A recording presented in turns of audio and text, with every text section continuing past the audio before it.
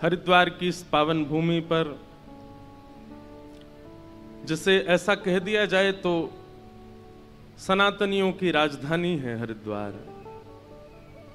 यहां से सबका संबंध है।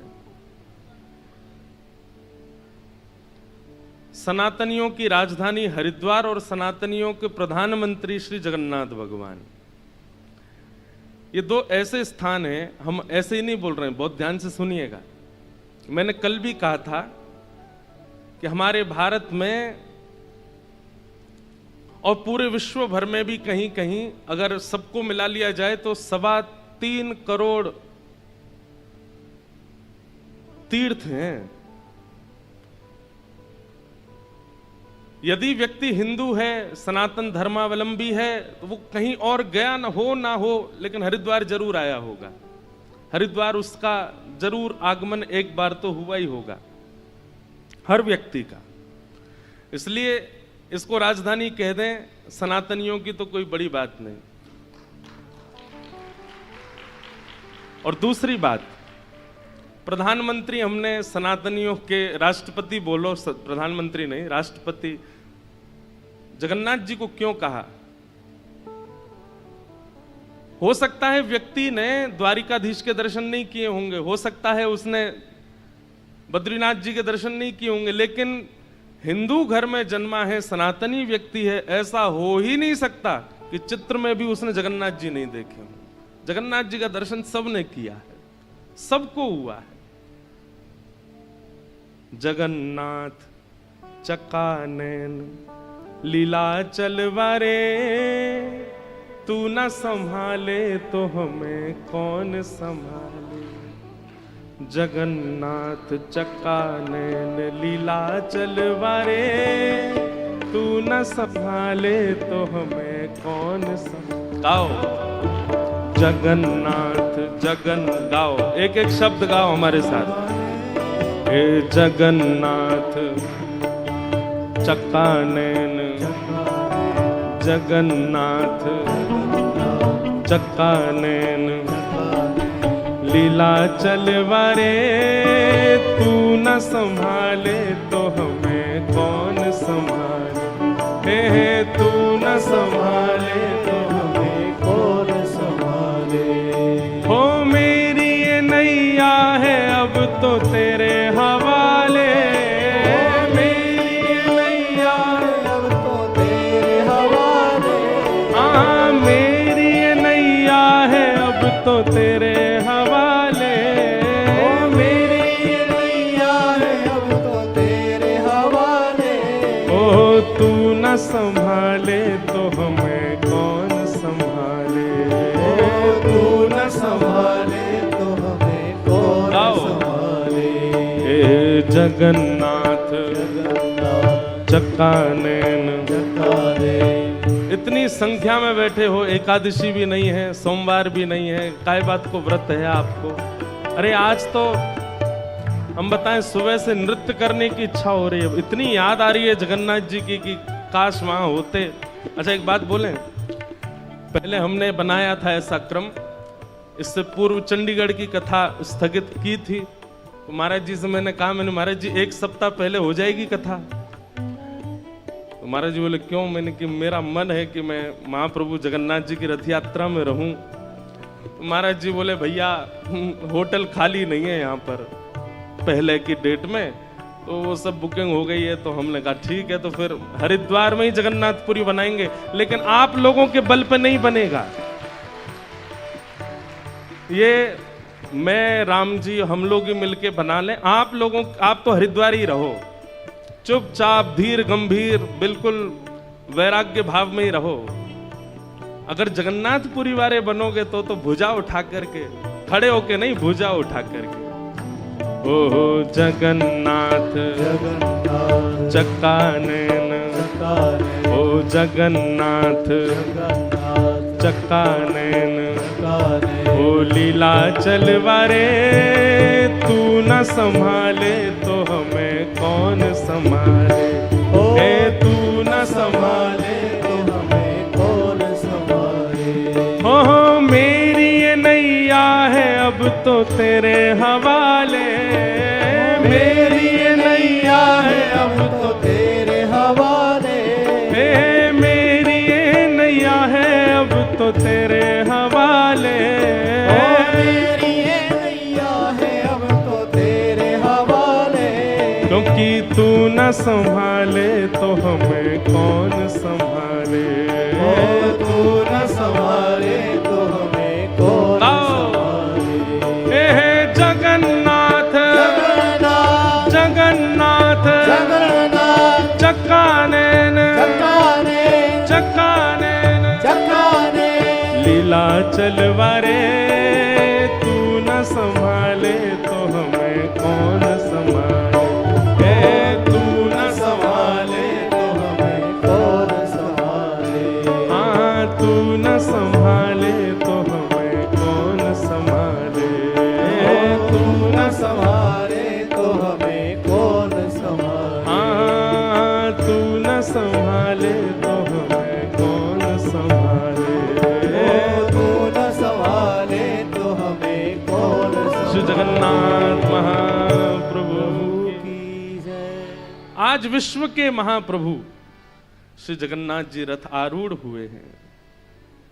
बलभद्र और सुभद्रा संग विराजे ब्रज के नाथ।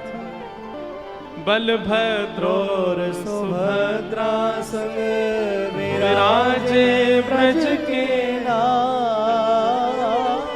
रथ आरूढ़ भये नंद नंदन। रथ आरूढ़ भये नंद नंदन। रथ आरूढ़ भये नंद नंदन। रथ आरूढ़ भये नंद नंदन। ओ कहलाए जगत के नाथ। वृंदावन प्यारो वृंदावन। वृंदावन प्यारो वृंदावन। हे श्री वृंदावन मेरो वृंदावन। श्री वृंदावन मेरो वृंदावन। यही भाव है। महाप्रभु जी रथ में बैठ करके गुंडीचा नहीं, श्री चैतन्य महाप्रभु कहते हैं वृंदावन जा रहे हैं। महाप्रभु जी द्वारिकाधीश आज वृंदावन आ रहे हैं। महाप्रभु जी उत्ताल नृत्य करते हैं रथ के आगे। आज मेरे प्रभु वृंदावन आ रहे हैं। आज रथ के आगे जितने वैष्णव हैं महाप्रभु जी को वो उड़िया नहीं दिखेंगे, वो बंगाली नहीं दिखेंगे, वो अंग्रेज नहीं दिखेंगे, वो मुसलमान नहीं दिखेंगे, सब ब्रजवासी हैं। और ठाकुर जी ब्रजवासियों के लिए सहज हो जाते हैं। कोई अपना नहीं होता तो उसके लिए एक नियम होता है, भाई तुम दूर से मिलो, तुम हमारे पास मत बैठो, तुम इधर बैठो या तुम डाइनिंग टेबल पर बैठो। पर अपने को तो समीप बुलाया जाता है, अपने को तो समीप रखा जाता है। आज महाप्रभु जी क्यों अपने सारे नियमों को तोड़ करके आ जाते हैं सबके बीच में? क्योंकि सब ब्रजवासी हैं। आज जो जो लीलाचल धाम आ जाता है। ऐसे महाप्रभु जी की दिव्य रथ यात्रा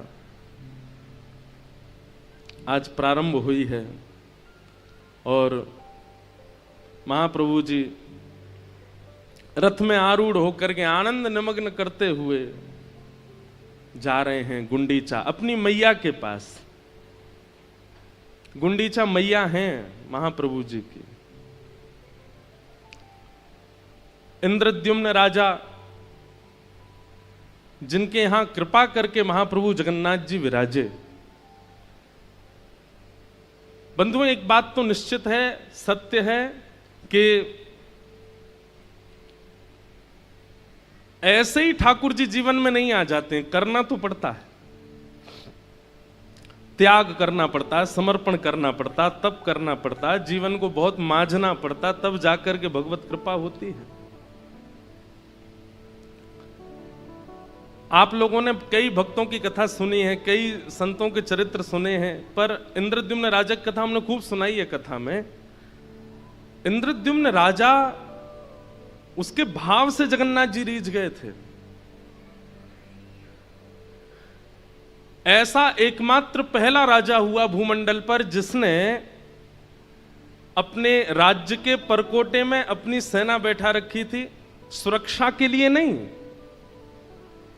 केवल यह देखने के लिए कि कोई भी तीर्थ यात्री, कोई भी संत, कोई भी महंत, कोई भी महापुरुष, कोई भी वैष्णव यदि मेरे राज्य के परकोटे से जा रहा हो तो उसको लेकर के मेरे पास आना, मैं उनको वंदन करूंगा, अभिषेक करूंगा, चरण वंदन। इतनी वैष्णव भक्ति उनके चित्त में। क्षमा कीजिएगा मेरी बात अगर अटपटी लगे तो। आप वैदिक नियमों में बहुत प्रवृत्त हैं, आप अनुष्ठानिक नियमों में बहुत प्रवृत्त हैं, आप शुद्ध आचरण आदि इन सब में होना ही चाहिए। वैदिक पद्धति, सनातन पद्धति, सबका पालन होना चाहिए। पर भगवत प्रसन्नता के लिए इन सबसे पुण्य तो प्राप्त कर लेंगे, इन सबसे वैकुंठ प्राप्ति का साधन, स्वर्ग प्राप्ति का साधन तो हो जाएगा, लेकिन महाप्रभु जी को प्राप्त करना है, ठाकुर जी को प्राप्त करना, उसके लिए केवल एक साधन है, वैष्णव सेवा। जितने भक्तन की सेवा, जितने वैष्णवों की सेवा आपसे बनेगी, उतनी जल्दी ठाकुर जी प्रसन्न होते हैं। इंद्रद्युम्न राजा को जगन्नाथ महाप्रभु ने उस दिन स्वीकार किया जिस दिन उसने ये नियम अपने राज्य में लगा दिया कि मेरे राज्य के परकोटे पर भी, सीमा पर भी यदि कोई वैष्णव आएगा तो ससम्मान ढोल नगाड़े साथ मेरे राज्य में लेकर के आओ। महाराज जी वो स्वयं तो कहीं तीर्थ में जाते नहीं थे। इंद्रद्युम्न राजा कैसे जाते थे पता है? सामने से कोई वैष्णव उसको सेना लेकर के आई तो उससे पूछते, भैया तुम कहां से आए हो? तो वो कहता मैं हरिद्वार से आया हूं। अच्छा हरिद्वार से आए, वहां तो गंगा जी बहती हैं? बोले हाँ। वहां तो हर की पेड़ी है? बोले हाँ जी। वहां तो पास में सुंदर पर्वत श्रृंखला दिखती है, वहां तो ऋषिकेश है, वहीं से बद्रीनाथ केदारनाथ के मार्ग जाते हैं? बोले हाँ जी। आप मेरे सामने बैठ जाइए ना। हरिद्वार से आए व्यक्ति को सामने बैठाते और इंद्रद्युम्न राजा नेत्र बंद करके कहते, अब मुझे बताइए वहां हवा कैसी चलती है, वहां के लोग कैसी बोली बोलते हैं, श्री गंगा जी का जल कितना शीतल है, वहां के पहाड़ कैसे दिखते हैं। और वो सामने वाला व्यक्ति प्रवचन में हरिद्वार की महिमा बताता और इंद्रद्युम्न नेत्र बंद करके मानसी तीर्थ यात्रा करके आते और तीर्थ यात्रा करके आके और फिर भंडारा करते। पूछते काय बात का भंडारा? बोले आज हम हरिद्वार होके आए हैं, गंगा स्नान करके आए हैं। ऐसे थे इंद्रद्युम्न राजा। कोई बद्रीनाथ से आ जाता तो उसके भाव से बद्रीनाथ घूमाते, वृंदावन घूमाते। और इतने परिपक्व हो गए थे इंद्रद्युम्न कि अब अगर कोई दोबारा हरिद्वार का व्यक्ति मिलता ना तो इंद्रद्युम्न उससे ज्यादा जानकारी दे देते हरिद्वार के बारे में। ऐसी उनकी भक्ति। बस मन में एक कामना थी कि महाप्रभु जी मेरे पास आ जाएं। पहले नील माधव भगवान विराजमान थे नीलाचल पर्वत पर, जिनकी सेवा का अधिकार आदिवासियों को ठाकुर जी ने दे रखा था। इंद्रद्युम्न, अब कथा तो बहुत बड़ी है, हमको भागवत जी में प्रवेश भी करना है, उतना तो विस्तार नहीं करेंगे। इंद्रद्युम्न राजा ने अपने भाई को भेजा कि मुझे स्वप्न में नील माधव भगवान ने आज्ञा की है कि मेरी सेवा प्रारंभ करो। बहुत ध्यान से सुनिएगा। नील माधव भगवान सीमित आदिवासियों से अपनी सेवा करा रहे थे, जिसका मार्ग आदिवासी अपने घर वालों को भी नहीं बताते थे। पर्वत पे एक गुफा में नील माधव भगवान बैठे हैं। लेकिन इंद्रद्युम्न राजा के भाई ने जैसे तैसे करके, थोड़ा उसको छल तो नहीं कहेंगे, लेकिन एक योजना बना करके नील माधव भगवान को देख लिया। लेकिन किसी कारणवश नील माधव भगवान अंतर ध्यान हो गए और सेवा इंद्रद्युम्न को प्राप्त नहीं हुई। तब इंद्रद्युम्न राजा ने इतनी विरह वेदना से महाप्रभु जी को पुकारा कि नाथ आप मेरे पास नहीं आए। तो भगवान ने आज्ञा की, बोले तुम चिंता नहीं करो, अब एक योजना से हम तुम्हारे पास आएंगे। भगवान ने आज्ञा करके कहा कि समुद्र में 3 दारू यानी कि लकड़ियां बहती हुई आएंगी, उनसे हमारा एक स्वरूप निर्माण कराओ। कैसा स्वरूप निर्माण? बोले कि वो उन दारू ब्रह्म को, उन लकड़ियों को कोई और आकृति दे ही नहीं पाएगा, जिसको मैंने चुना हुआ है वही आकृति देगा और वो अपने आप तुम्हारे पास आ जाएगा। सावधानी से सुनिएगा, कौन है महाप्रभु जगन्नाथ? तो इंद्रद्युम्न राजा ने गुंडीचा, जहां आज जा रहे हैं महाप्रभु जी, वहीं पर तीनों स्वरूपों को विराजमान किया। बड़े बड़े कारीगरों को बुलाया, बड़े बड़े मूर्तिकारों को बुलाया कि आप ठाकुर जी का स्वरूप बनाओ। मूर्तिकार पूछते कैसा स्वरूप बनाओ? बोले जैसा तुम्हारा मन करे बनाओ। तो कहते हैं मूर्तिकार जब अपने यंत्रों को लेकर के जाते और मूर्ति बनाने की जब चेष्टा करते तो ऐसी खन्न आवाज आती मानो जैसे ये लकड़ी नहीं, ये लोहा है। छेनी हथौड़ा टूट के गिर जाते, लेकिन किसी से भी स्वरूप निर्माण हुआ नहीं। तब विश्व के सबसे बड़े मूर्तिकार, कलाकार विश्वकर्मा, वे एक वृद्ध मूर्तिकार का रूप धारण करके आए और आकर के इंद्रद्युम्न राजा से कहा, भगवान मुझे एक बार अवसर दीजिए। तो इंद्रद्युम्न हंसने लगा। इतने बड़े बड़े कलाकार बंगाल के, उड़ीसा के, आदि आदि क्षेत्रों के सब हाथ खड़े कर गए। आप तो वयोवृद्ध हैं, आप तो शमशान में लकड़ियां बाट देख रही हैं, आप कहां जाओगे? बोले नहीं, आप एक बार मुझे अवसर दीजिए। गुंडीचा महारानी बोली, जब इतनों को अवसर दिया तो इनको भी दीजिए। राजा बोले ठीक है, आप जाइए, बनाओ, ठाकुर जी का स्वरूप बनाओ। जैसे ही आज्ञा प्रदान की तो विश्वकर्मा ही थे, उन्होंने कहा मेरा एक, फिर मेरी बात माननी पड़ेगी। बोले क्या? बोले आप मूर्तिकार के सिर पर खड़े होके बैठते हो, देखते रहते हो कैसा बनाओगे, क्या करोगे, ये सब नहीं, मुझे एकांत दीजिए। और 21 दिनों तक आप भीतर नहीं आएंगे, मैं अकेले बैठ करके ठाकुर जी का स्वरूप बनाऊंगा। इतना उत्सुक है इंद्रद्युम्न राजा, वो कैसे छोड़ दे ठाकुर जी को अकेला?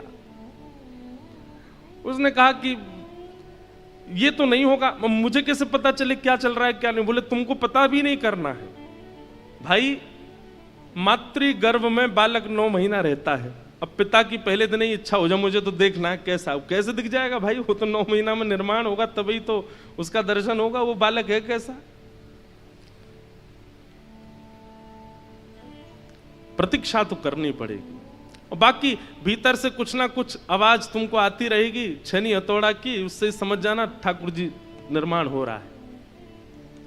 इंद्रद्युम्न राजा रोज सुबह उठ जाता और बाहर कान लगा करके बैठा रहता, और जैसे जैसे अंदर से आवाज आती खुश होता, मेरे ठाकुर जी का निर्माण हो रहा। पहले ही व्यवस्था कर दी, बाहर सजाने लग रहा नगरियों को, बड़े बड़े ब्राह्मण बुलाए, बड़े बड़े संत बुला लिए। बोले क्या बात है? बोले उत्सव होगा ठाकुर जी। कब होगा? बोले बस जैसे ही बन जाएंगे ठाकुर जी फिर उत्सव होगा। और एक दिन हुआ, अंदर से कोई आवाज नहीं आई, घबरा गया इंद्रद्युम्न, दौड़ करके खोल दिया द्वार को। तभी देखता है कि सारे जो यंत्र थे बनाने की मूर्ति वो सब नीचे पड़े हैं, और वो वृद्ध वहां है ही नहीं, दिख ही नहीं रहा है, दूर सब जगह देख लिया। और तभी सामने नजर उठा करके देखा तो जन्म वेदी, गुंडीचा में जन्म वेदी, मतलब जहां ठाकुर जी जगन्नाथ जी पहली बार प्रकट हुए, जहां आज जा रहे हैं ठाकुर जी, उसके ऊपर जैसे ही देखा तो महाप्रभु जगन्नाथ, बीच में सुभद्रा जी और इधर श्री बलराम जी महाराज। आपने तो ताली बजाई, पर इंद्रद्युम्न तो रोने लगा। ये कैसे परमात्मा, इनके तो हाथ ही नहीं बनाए, इनका मुख ही नहीं बनाया। मैंने कैसे त्रिभंगी ठाकुर जी देखे, मैंने कैसे पौढ़ानाथ देखे, मैंने कैसे खीर चोरा गोपीनाथ देखे, ये कैसे ठाकुर जी का निर्माण?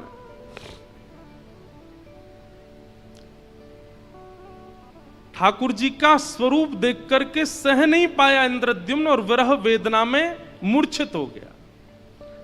और उसी मूर्छा में महाप्रभु जगन्नाथ जी प्रकट होकर के बोले, इंद्रद्युम्न व्याकुल मत हो, ये भी मेरा एक स्वरूप है।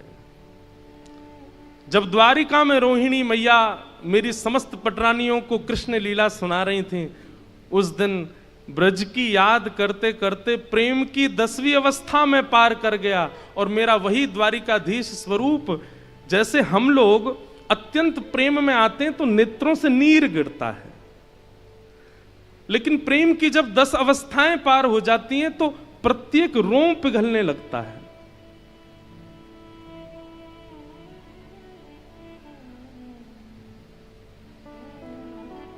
प्रेम की 10 अवस्था होती हैं। हमने एक बार जगन्नाथ रस कथा करी थी तो उसमें ये सब भाव बताए थे। आज मैं सोच रहा था इस सब पर थोड़ा थोड़ा प्रकाश डालेंगे। कौन कौन सी 10 अवस्थाएं होती हैं, बहुत ध्यान से सुनिएगा। प्रेम की पहली अवस्था, प्रतिकूलता भी अच्छी लगती है। किसी को पहली बार जब प्रेम होता है, और मेरी हाथ जोड़ के प्रार्थना जितने भी युवा बैठे हैं, आजकल के छोरा छोरी वाले प्रेम में मत जाना, उसमें इन सब बातों को मत घटाना, ये ठाकुर जी के संबंध की बातें हैं। हाँ, प्रेम की पहली अवस्था क्या है? प्रतिकूलता भी प्रिय लगती है।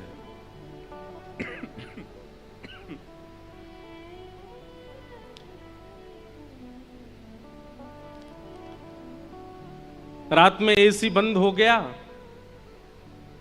तो भी सो रहे हैं, क्यों? प्रतिकूलता अच्छी लग रही है।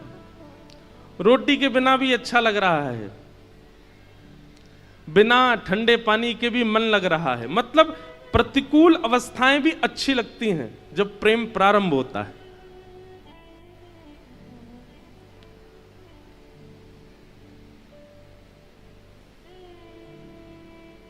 किसी का नया नया ब्याह होता है, उसको सब अच्छा ही अच्छा लगता है। फिर क्यों? प्रेम का प्रारंभ है। कुछ समय बाद फिर नानी याद आती है। आपको ज्यादा अनुभव है, हमको तो है नहीं है। तो प्रेम का प्रारंभ जब होता है तो प्रतिकूलता अच्छी लगती है। यह प्रेम की पहली अवस्था।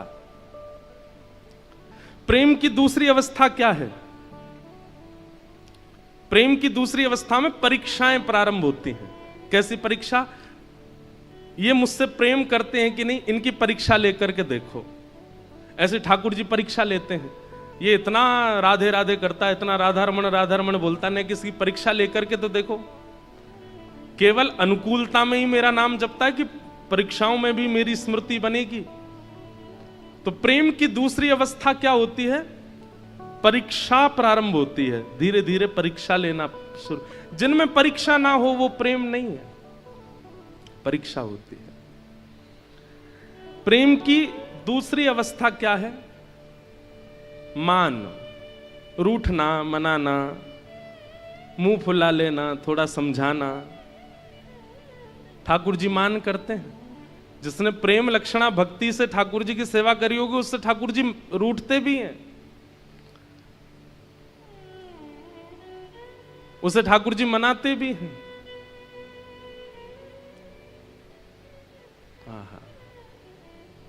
तो प्रेम की तीसरी अवस्था क्या है? रूठना और मनाना। प्रेम की चौथी अवस्था क्या है? विश्वास। 3 अवस्थाएं पार करने के बाद फिर आपका विश्वास दृढ़ होने लग जाता है और आप प्रेमी को स्वीकार कर लेते हो। अब स्वीकारीकरण आ गया है। अब ना संदेह है, ना संशय है, ना कुछ और भाव है, स्वीकारीकरण। प्रेम की 5वीं अवस्था क्या है? प्रेम पुष्ट हो जाता है। संयोग वियोग, ये 2 स्थितियां प्रकट हो जाती हैं फिर 5वीं अवस्था में। प्रेम की 6वीं अवस्था प्रारंभ होती है, तो 6वीं अवस्था में विरह प्रारंभ होता है, फिर विरह होता है। 7वीं अवस्था में व्याकुलता। विरह और व्याकुलता में अंतर क्या है? विरह का मतलब होता है किसी की याद करना, और व्याकुलता का मतलब होता है किसी की याद में रह ही ना पाना, तड़फन होना, विचलन होना।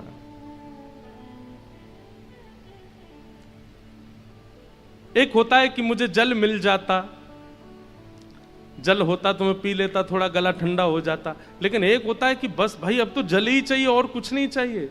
तुम चाहे दूध की बात करो, चाहे 56 भोग की बात करो, मुझे जल ही चाहिए।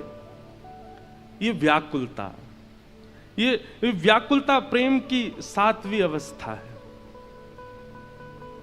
सब लोग इधर देखो, ध्यान से देखो, सुनो। प्रेम की 7वीं अवस्था व्याकुलता।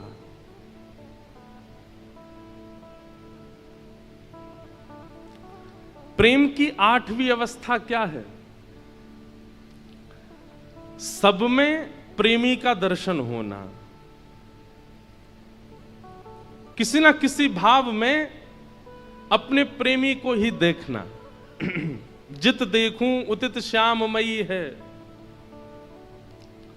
अरे जैसे मीराबाई किसी श्याम वर्ण को देखती थी तो उसके पास चली जाती और देखती रहती, और श्याम वर्ण का व्यक्ति कहता, बोले भाई हमको तो दुनिया नहीं देखती, तुम हमको क्यों देख रहे हो? बोले हम तुमको नहीं देख रहे हैं, हम ये देख रहे हैं कि ठाकुर जी तुम्हारे जैसे सांवरे होंगे।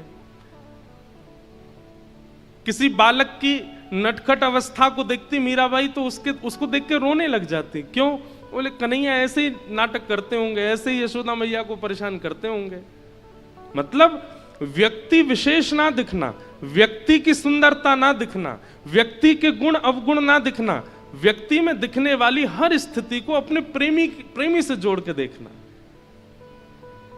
ये ऐसे हंसता है, ऐसे ही तो वो भी हंसते हैं। ये जैसे चलता है ऐसे वो भी तो चलते हैं। ये जैसे बोलता है ऐसे वो भी तो बोलते हैं। ये प्रेम की 8वीं अवस्था। और प्रेम की 9वीं अवस्था क्या है?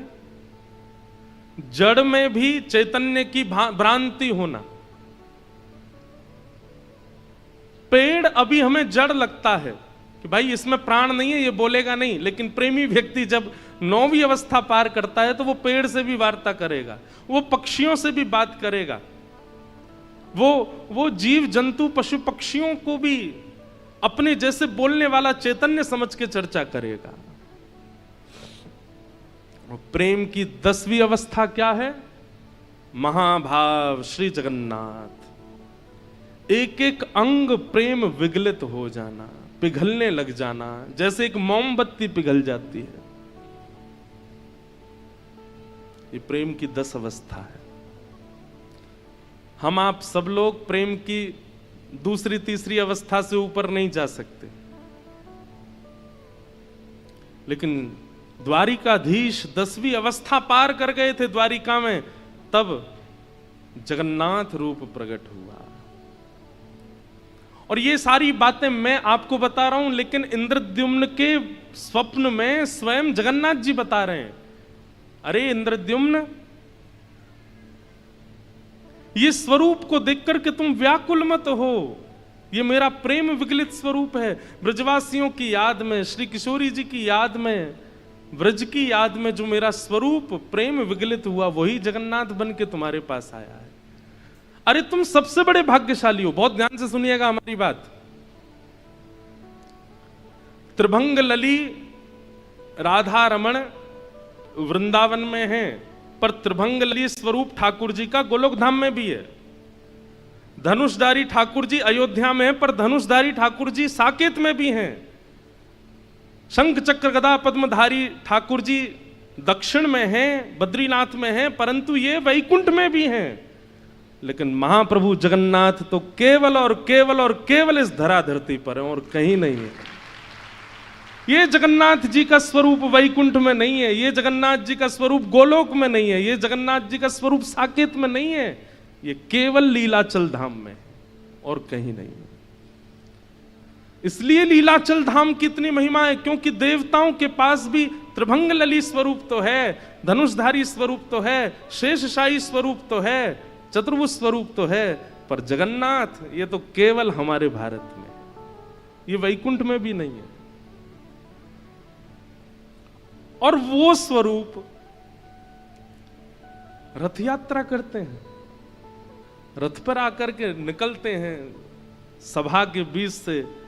और ऐसे महाराज, जैसे आज सुबह मैं देख रहा था जब महाप्रभु जी उतर के आ रहे थे अपने श्री मंदिर से, तो मेरे मन में एक भावना आई, गलती हो जाए तो क्षमा। ऐसा लग रहा था महाप्रभु जी को देख के जैसे कोई हाथी मतवाला हो गया हो और हजारों महावत उसको संभाल रहे हो, फिर भी उनके चंगुल से निकल करके अपने भक्तों के पास जाने को आतुर हो रहे हो। ऐसे महाप्रभु जी लग रहे थे, जैसे कोई हाथी मतवाला हो गया हो, अब अनकंट्रोल्ड हो गए हैं।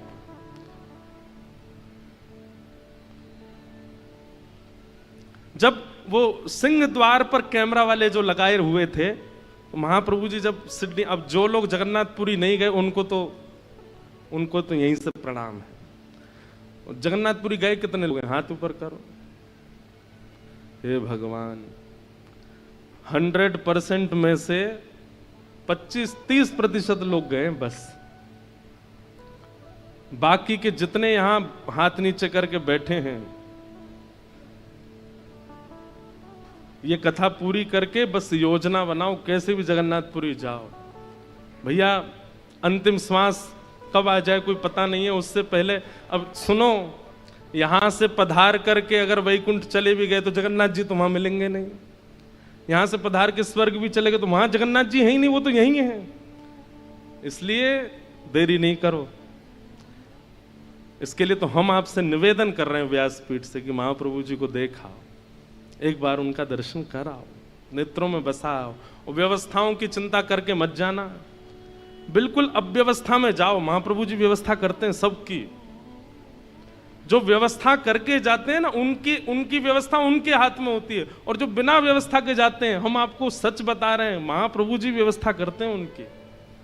जाइए एक बार मिल के आ जाओ। साक्षात श्री कृष्ण यदि धराधाम पर कहीं हैं तो वो लीलाचल धाम में है, वो जगन्नाथ महाप्रभु।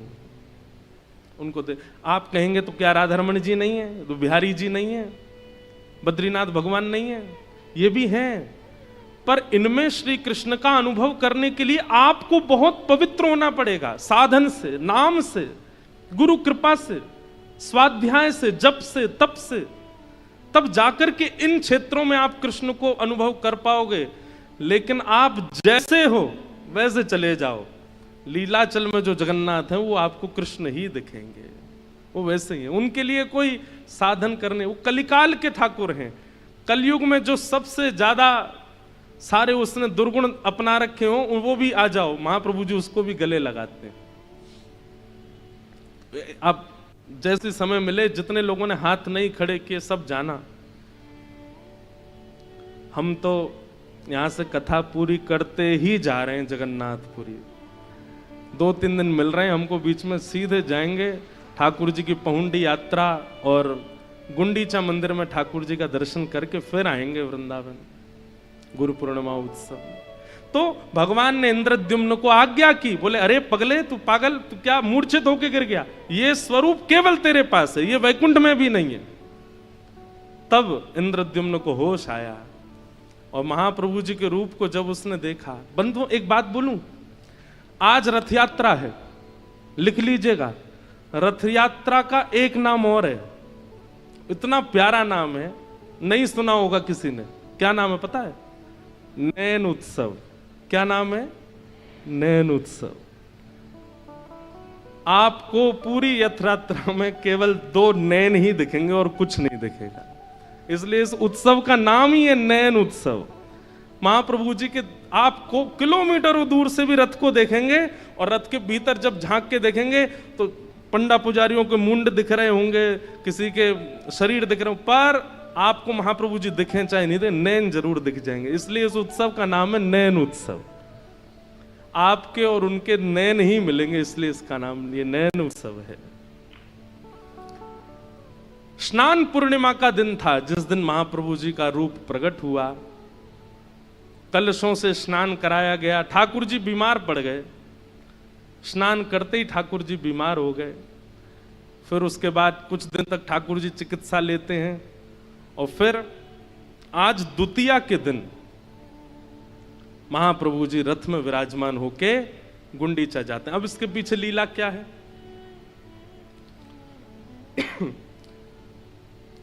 इंद्रद्युम्न राजा ने महाप्रभु जी को श्री मंदिर में विराजमान कर दिया। 1.25 लाख शालिग्राम हैं। जिस जगह महाप्रभु जगन्नाथ जी बैठते हैं उसको रत्नवेदी कहते हैं। क्या बोलते हैं? रत्नवेदी। जहां ठाकुर जी आज जाके बैठेंगे उसको कहते हैं जन्मवेदी, और जहां महाप्रभु जी बैठते हैं उसको कहते हैं रत्नवेदी। पूरे विश्व में ऐसे रत्न खोजने से नहीं मिलेंगे जो रत्न उस रत्नवेदी के भीतर हैं, जहां महाप्रभु जी बैठते हैं। और 1.25 लाख शालिग्राम विराजमान है। साक्षात वैकुंठ ही है वो। वहां ठाकुर जी विराजमान हो गए। इंद्रद्युम्न राजा खूब सेवा करता था। एक दिन महाप्रभु जी बोले, हम तुम्हारी सेवा से बड़े प्रसन्न हैं, कुछ मांगो। तो इंद्रद्युम्न राजा ने एक वरदान मांगा कि हे नाथ, मेरा वंश आगे ना बढ़े। एक और बात, इंद्रद्युम्न राजा ने राज पदवी को त्याग पत्र दे दिया, अपनी राज पदवी भी छोड़ दी, महाप्रभु की सेवा में लग गए। बोले अब कौन है राजा? बोले लीलाचल धाम के राजा यही हैं। और एक बात कहें, बिना मुकुट के राजा। पहले ऐसे राजा हैं जो मुकुट ही नहीं पहनते, आज के दिन बस वो सीख का एक मुकुट पहनते हैं ठाकुर जी, तिल्ली मुकुट पहनते हैं, बाकी मुकुट नहीं पहनते, बिना मुकुट के राजा हैं। इंद्रद्युम्न ने इन्हीं को राजा बना दिया और कहा कि मेरा वंश आगे ना बढ़े। तो महाप्रभु जी बोले वंश क्यों ना बढ़े? बोले क्योंकि प्रभु ऐसा देखा गया है कि संपत्तिवान खानदान में जब बालक जन्म लेते हैं ना, तो आगे चल के संपत्ति का दुरुपयोग करते हैं। एक तो मैं वैसे ही राजा हूं, मेरी इतनी संपत्ति, ऊपर से आप भी आ गए तो और संपत्ति बढ़ेगी, कहीं बालक दुरुपयोग कर ना दें उसका, इसलिए मैं चाहता हूं बस मैं ही अंतिम रहूं।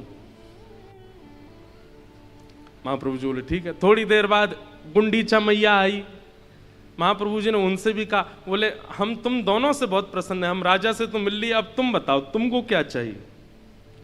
तो गुंडीचा मैया कहती एक पुत्र हो जाए, ऐसी कृपा कर दो। महाप्रभु जगन्नाथ जी बोले वाह, पति बोल के गया कि वंश ही आगे नहीं बढ़े और पत्नी कह रही एक पुत्र हो जाए। इंद्रद्युम्न राजा आ गए, महाप्रभु जी चिंता में बैठे हैं। बोले जय जय, कैसे आप इतने उदास क्यों हैं? बोले कि हम बड़ी दुविधा में हैं, तुमने कहा कि वंश आगे ना बढ़े और ये कह रही हैं एक पुत्र हो जाए। इंद्रद्युम्न तो नाराज हो गया गुंडीचा पे, तुमने महाप्रभु जी से संतान क्यों मांगी, संसार क्यों मांगा? महाप्रभु जी बोले तुम लोग बाद में लड़ना, पहले मेरी शंका का समाधान करो, मैं क्या करूं अब? ऐसे कैसे होगा? पति चाहता, पति नहीं चाहता, पत्नी चाहती है संतान, कैसे हम दे दें आपको? थोड़ी देर बाद महाप्रभु जी मुस्कुराने लगे। गुंडीचा मैया बोली जय जय, क्या आज्ञा है? बोले आज्ञा ये है कि अब आज से मैया हम ही आपके पुत्र हैं, आप हमें ही अपना बेटा मान लो, हम ही आपके पुत्र हैं। गुंडीचा मैया बोली आप तो भगवान बन के बैठे हो श्री मंदिर में, और बालक को तो गोद में खिलाने का सुख होता है, बालक को तो दूध पिलाने का सुख होता है, बालक के साथ खेलने का सुख होता है। महाप्रभु जी बोले मैया तो मैं बालक बन जाऊंगा, मैं साल भर यहीं बैठ करके पर ब्रह्म बन के सबको दर्शन दूंगा, और ये आषाढ़ की द्वितीया जैसे ही प्रारंभ होगी मैं छोटा बालक बन जाऊंगा। देखना कैसे लुढ़कते हुए आऊंगा नीचे, ऐसे मटकते हुए आऊंगा, रथ पर बैठूंगा और आकर के धम्म से तुम्हारी गोद में बैठूंगा, खूब दूध पिलाना, खूब आनंद कराना, खूब खिचड़ी पवाना, और 9 दिन मैया तुम्हारी गोद में ही रहूंगा मैं। इसलिए आज ठाकुर जी बालक बन गए हैं, इसलिए बालकों की तरह झूम रहे हैं, बालकों की तरह आनंद कर रहे हैं। बंधुओं, 3.5 करोड़ तीर्थों के दर्शन करने की सामर्थ्य इस समय पृथ्वी में किसी में नहीं है। सारे तीर्थ जितने हैं पृथ्वी पर, उनके दर्शन करने की सामर्थ्य किसी मानव में नहीं है। लेकिन स्कंद पुराण में श्री वेदव्यास जी महाराज कहते हैं, गुंडीचा यात्रा के बाद जब महाप्रभु जी जन्म वेदी पर अभी जहां विराजेंगे, इन 9 दिनों के अंदर महाप्रभु जी का दर्शन यदि एक झलक भी कोई व्यक्ति पालेगा तो उसको 3.5 करोड़ तीर्थों के दर्शन का पुण्य प्राप्त हो जाएगा। ऐसे महाप्रभु। तो गुंडीचा मैया के लिए महाप्रभु जी गए हैं। और देखो, अधिकतर विवाह होने के बाद पतिदेव पत्नी के साथ ही घूमते हैं, बच्चों के साथ ही घूमते हैं। ये ऐसे पहले गृहस्थी हैं जो बहन भैया के संग घूमने जाते हैं, पत्नी को छोड़ जाते हैं घर पे। अभी लौट करके जब ये वापस आएंगे 9 दिन बाद, तब इनकी मीठी लड़ाई होगी लक्ष्मी जी के साथ में, प्रणय कलह होगा। लक्ष्मी जी द्वार बंद कर देती हैं, बड़ी सुंदर लीला होती है। लक्ष्मी जी कहती हैं अकेले अकेले चले गए, हमको नहीं लेके गए अपने साथ। तो महाप्रभु जी नीचे से महाप्रभु जी के पुजारी, ऊपर से लक्ष्मी जी के पुजारी आपस में बात करते हैं। तो लक्ष्मी जी के पुजारी जी कहते हैं अकेले अकेले गए, हमको नहीं लेके गए साथ में। तो महाप्रभु जी कहते हैं, देवी तुम बड़ी कोमल हो, तुम्हारे पैर में छाले आ जाते, कैसे लेके जाता, इसलिए तुमको छोड़ गया था। हमारे लिए क्या लाए हो? तो पहले ठाकुर जी साड़ी दिखाते हैं, लक्ष्मी जी कहती हैं तो भरी पड़ी हैं, फिर गहने दिखाते हैं, बोले मैं लक्ष्मी हूं, मुझे गहने दिखा रहे हो आप? तो अंत में ठाकुर जी रसगुल्ला दिखाते हैं, तब लक्ष्मी जी खुश होती हैं, तब द्वार खुलता है और महाप्रभु जी भीतर जाते हैं। ऐसी अद्भुत लीला जगन्नाथ धाम में ठाकुर जी करते हैं। हमारे चैतन्य महाप्रभु जी ने तो कभी नीलाचल धाम को उड़ीसा में है, लीलाचल है, कोई अलग है वृंदावन से माना ही नहीं, उसको वृंदावन ही माना। ये महोदधि समुद्र साक्षात यमुना जी हैं, श्री मंदिर साक्षात द्वारिकापुरी है, गुंडीचा साक्षात वृंदावन है, ये लीलाचल पर्वत साक्षात गिरिराज जी हैं, वो उसी भाव से रहते थे लीलाचल धाम में। ऐसे लीलाचल धाम के हमारे महाप्रभु जगन्नाथ जी आज रथारूढ़ हुए हैं, उन्हें बारंबार प्रणाम। बोलो जगन्नाथ महाप्रभु की जय। अब ऐसे हैं, हम पे तो चर्चाएं अनेक हैं महाप्रभु जी की, लेकिन ये सूक्ष्म चर्चा आज गिरधर लाल जी का भी रथ तैयार है और बीच में भी रथ की सुंदर व्यवस्था हुई है रथ यात्रा की। कथा के विश्राम में आज रथ यात्रा उत्सव होगा, आप सब लोग अपने स्थान से दर्शन कर लेना प्यारे गिरधर लाल जी का। आइए अब कथा में प्रवेश करते हैं। बोलो वृंदावन बिहारी लाल की जय, श्री जगन्नाथ महाप्रभु की जय, जय जय श्री राधे। बड़े महापुरुष सब यहाँ पधारे हैं। आज एक युवा बाल व्यास हमारे हरिद्वार के एकलव्य जी, हरितोष जी आए हैं, इनको भी बहुत बहुत प्रणाम। बड़े अच्छे विद्वान हैं, वो बड़ी युवावस्था में, छोटी अल्प अवस्था में खूब अच्छी भागवत की चर्चा करते हैं। सब आगंतुकों को बारंबार प्रणाम। कल हम लोग भागवत जी के प्रथम स्कंद के मंगलाचरण श्रवण कर रहे थे और मंगलाचरण श्रवण में ही कल पूरा समय निकला। आज जहां तक चर्चा हो पाएगी वहां तक करेंगे, और ऐसा तो होगा नहीं कि बीच बीच में महाप्रभु जी नहीं आएंगे, वो तो आते रहेंगे। आज तो उनका दिन है, वो तो आते ही रहेंगे, और अब तो कथा के विश्राम तक महाप्रभु जी आते ही रहेंगे। कोई ना कोई चर्चा श्री जगन्नाथ जी की चलती ही रहेगी।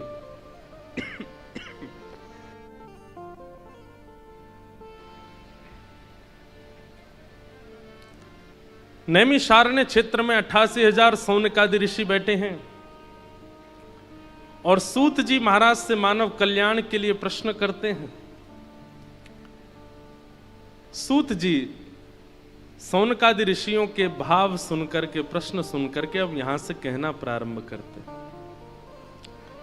सर्वप्रथम तो अपने गुरुदेव श्री शुकाचार्य जी को वंदन करते हैं। यम प्रव्रजन्तमनुपेत अपेत कृत्यम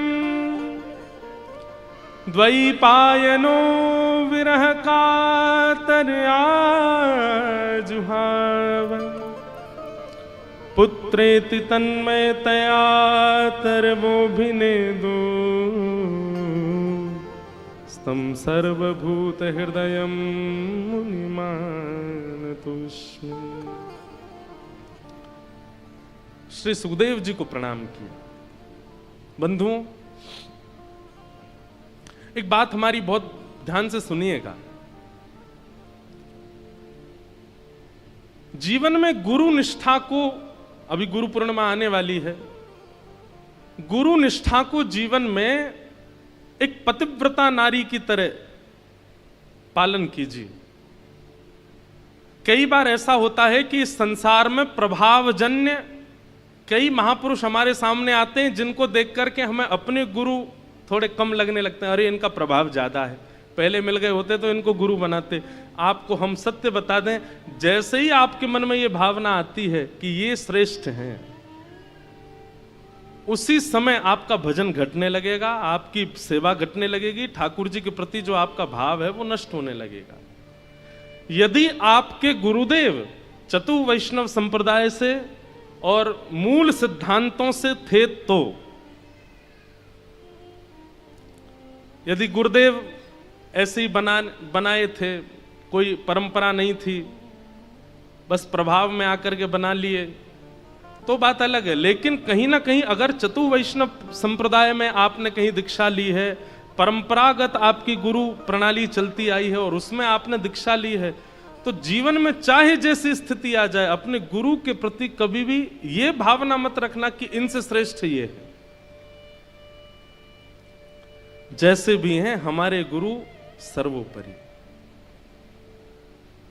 इसका मतलब यह नहीं है कि आप किसी अन्य को मत सुनिए, सबकी सुनिए, सबको प्रणाम कीजिए, सबको वंदन कीजिए, दूसरों की कथाएं भी सुनो, दूसरों के भाव भी सुनो, पर चित्त में यदि सबसे पहले स्मरण किसी का आना चाहिए तो अपने गुरुदेव का। गुरु निष्ठा। अभी गिरिराज जी में कथा थी तो परम पूजनीय श्री गौरीलाल कुंज वाले महाराज जी का सानिध्य हुआ।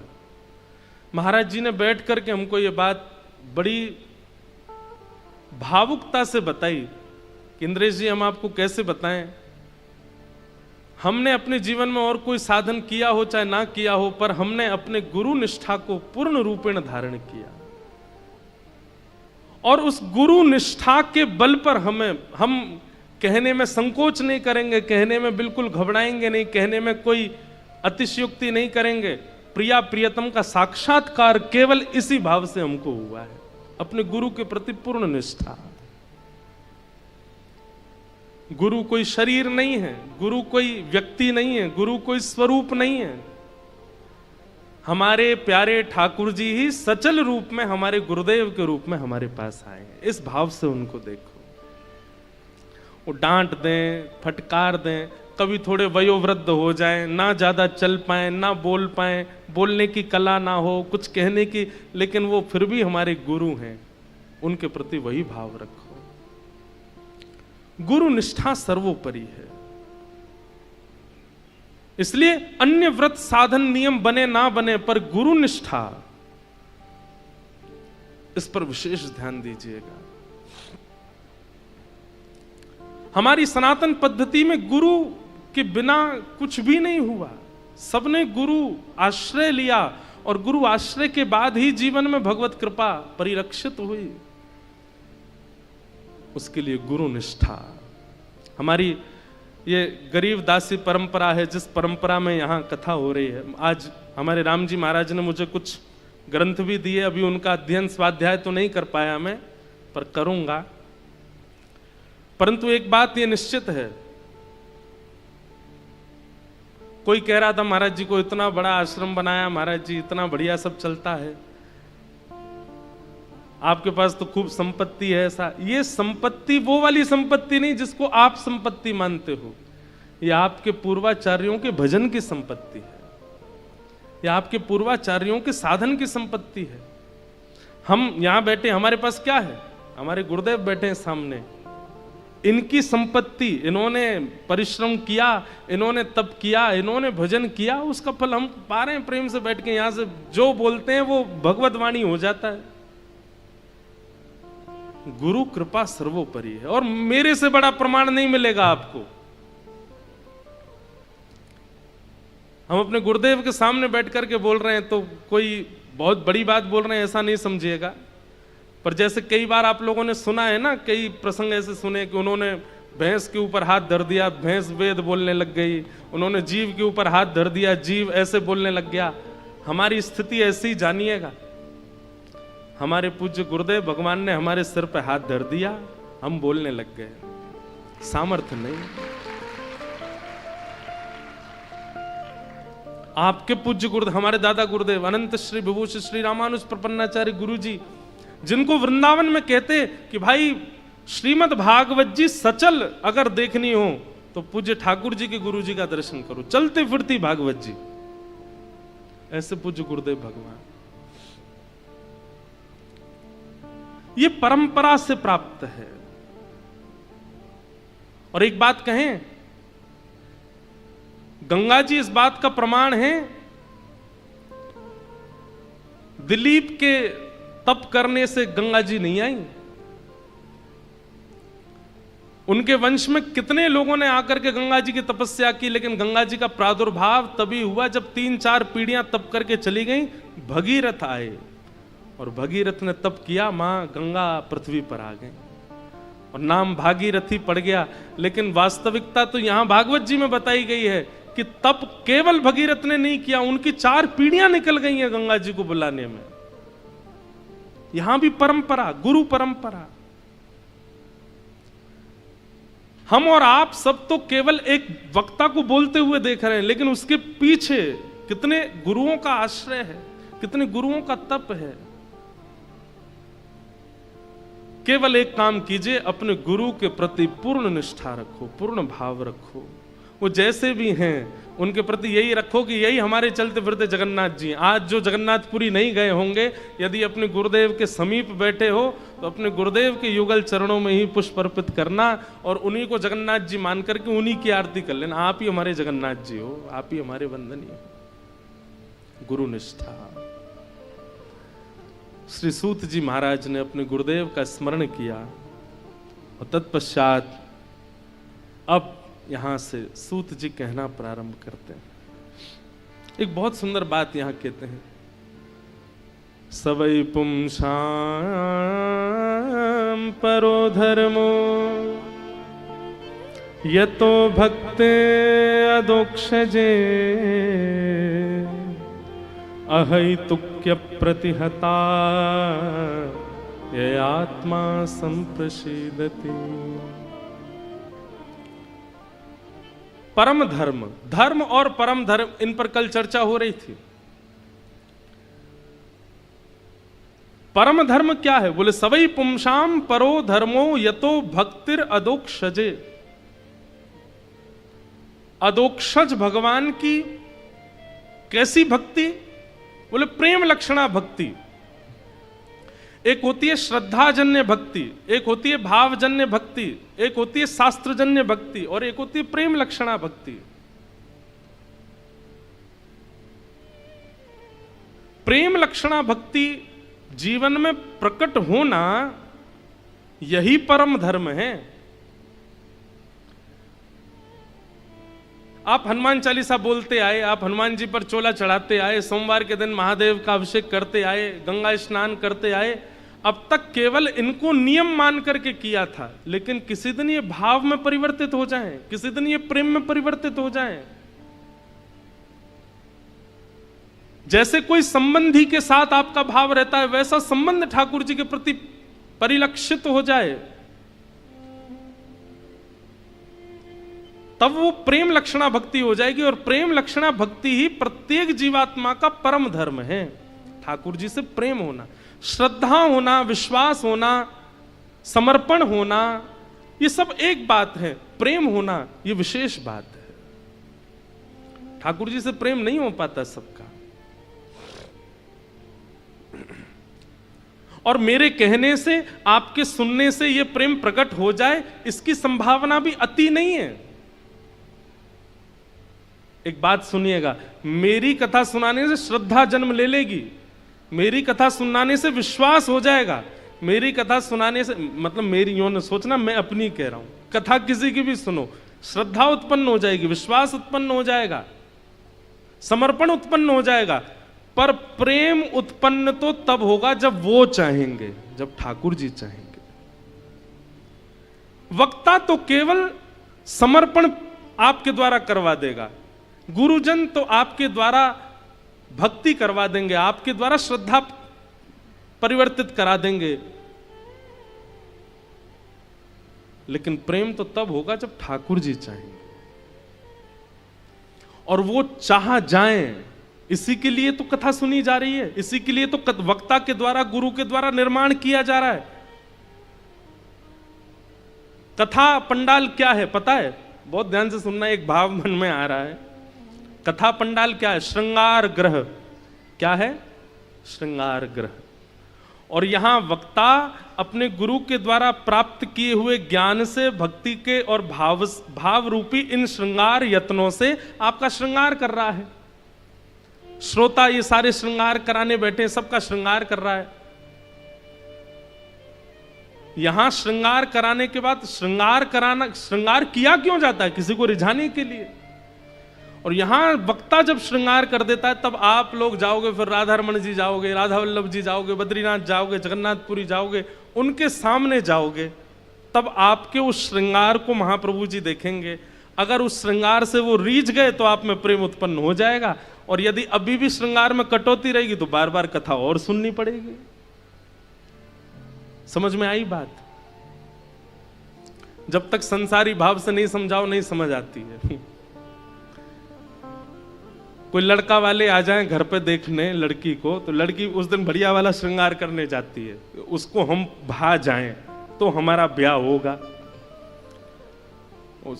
बाकी के दिन चाहे जो भी पहले, उस दिन सबसे महंगा वाला कपड़ा पहनती है। उस दिन ऐसा मत सोचना मुझे अनुभव है, तो मैं ऐसे ही बता रहा हूं, तो देखी सुनी बात है। उस दिन सबसे बढ़िया वाला वस्त्र पहनेगी, श्रृंगार करेगी, और वो ऐसा अपने आप को निर्माण करती है कि जो मेरे होने वाले जो पति देव उनको मैं भा जाऊं, हमारी सासू माँ ससुर जी को मैं भा जाऊं, तो मुझे वो स्वीकार करें। लेकिन कई बार ऐसा होता है कि जो आए हैं देखने वाले उनको शायद नहीं भाया, तो वो बाद में फिर मना कर देते हैं, अभी भाया नहीं। लेकिन एक बात और, ऐसा नहीं है कि किसी को नहीं भाओगे, किसी को तो भा जाओगे, इसलिए घूमते रहो। राधा रमन जी को नहीं भाई तो राधा वल्लभ जी को भा जाओगे, राधा वल्लभ जी को नहीं भाई तो बिहारी जी को भा जाओगे, उनको नहीं भाए तो राधा मदन मोहन जी को भा जाओगे, जगन्नाथ जी, किसी को तो भाओगे। लेकिन भाना ना भाना ये उन पर निर्भर करता है। इसलिए यहां इतने सचेत होकर के बैठिए कि वक्ता के द्वारा जो शब्द हमारा श्रृंगार करने आए हैं मन का, वो श्रृंगार से कहीं हम चूक ना जाएं। क्योंकि अगर वो श्रृंगार श्रेष्ठ हो गया तो ठाकुर जी को भा जाएंगे, ठाकुर जी को प्रिय लग जाएंगे।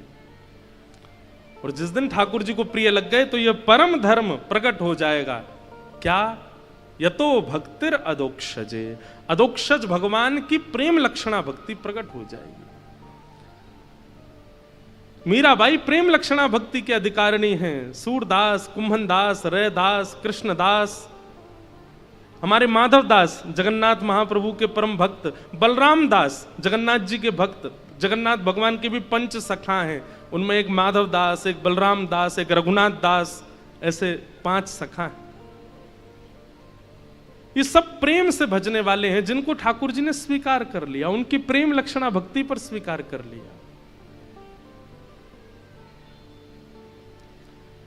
तो यहां पर सूत जी कहते हैं कि भैया कथा सुनने के पीछे एक ही उद्देश्य रखो कि हमारे चित्त में प्रेम लक्षणा भक्ति प्रकट हो।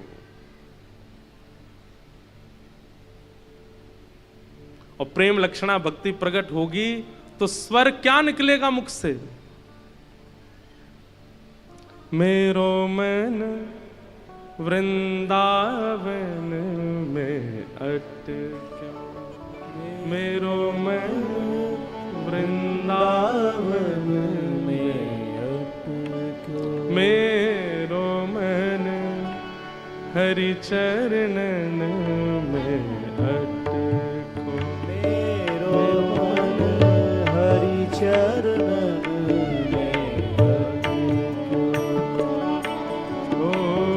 बन के जोगन डोलत ब्रज में, बन के जोगन डोलत ब्रज में, बन के जोगन डोलत ब्रज में, बन के जोगन डोलत ब्रज में, पीवत यमुना जल को मेरो मन वृंदावन में अटको, मेरो मन वृंदावन में अटको,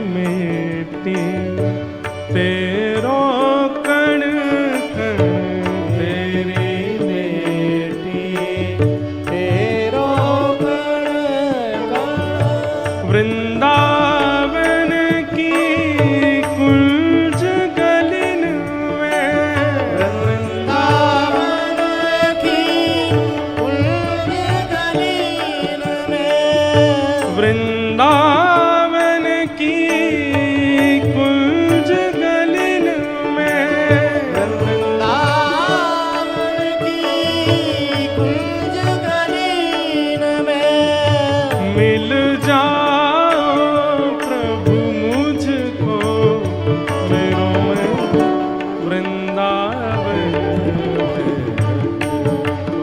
मेरो मन वृंदावन में हे मेरो मन हरि चरण में ओ मेरो मन हरि श्री चरण वृंदावन बिहारी लाल की।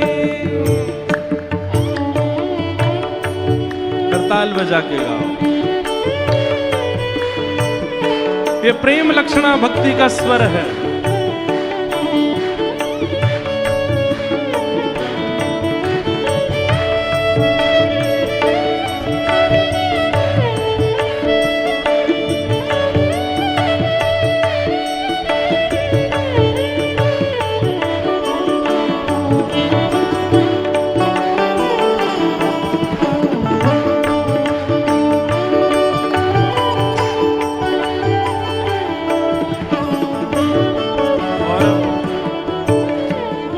प्रेमी का स्वर कैसा हो जाता है? याद में तोरी भई बाबरी, सुध लो मोरी कुंज बिहारी। याद में तोरी भई बाबरी, सुध लो मेरे कुंज बिहारी। याद में तोरी भई बाबरी, सुध लो मोरी कुंज बिहारी। याद में तोरी भई बाबरी, सुध लो मोरी कुंज बिहारी। अंत समय आनंद मिले मोहे, अंत समय आनंद मिले मोहे। अंत समय आनंद मिले मोहे। अंत समय आनंद मिले मोहे। बस वेणु के रस को मेरो मन वृंदावन में भट। मेरो मन वृंदावन में अटके। हे मेरो मन हरि चरणों में भट। मेरो मन हरि चरण में अटके। बन के जोगन दौलत ब्रज में, बन के जोगन दौलत ब्रज में। पीवत यमुना जल को मेरो मन वृंदावन में भट। मेरो मन वृंदावन में अटके। हे मेरो मन हरि चरणों में भट। हे मेरो मन हरि चरण में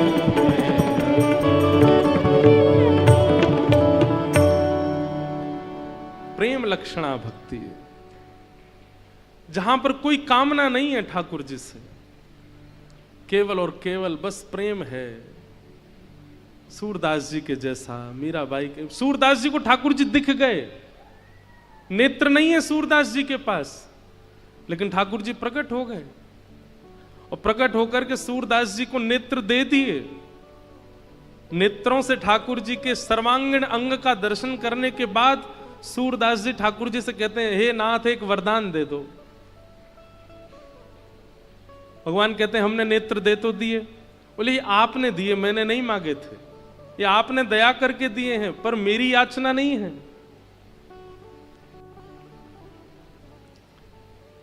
अब मैं मांग रहा हूं, अब दे दीजिए। ठाकुर जी बोले क्या चाहिए? बोले जो नेत्र आपने दिए अब ये वापस ले लीजिए, अब नहीं चाहिए।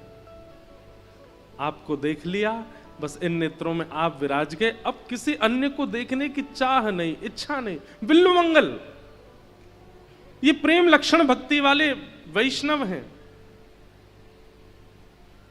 सूरदास, बिल्लु मंगल जी तो सुंदरता कहीं भी देखते तो उनको इतना चाव होता देखने का, लेकिन एक घटना ऐसी घटी जीवन में कि उसके बाद अपने नेत्र सुई से अपने आप ही फोड़ लिए।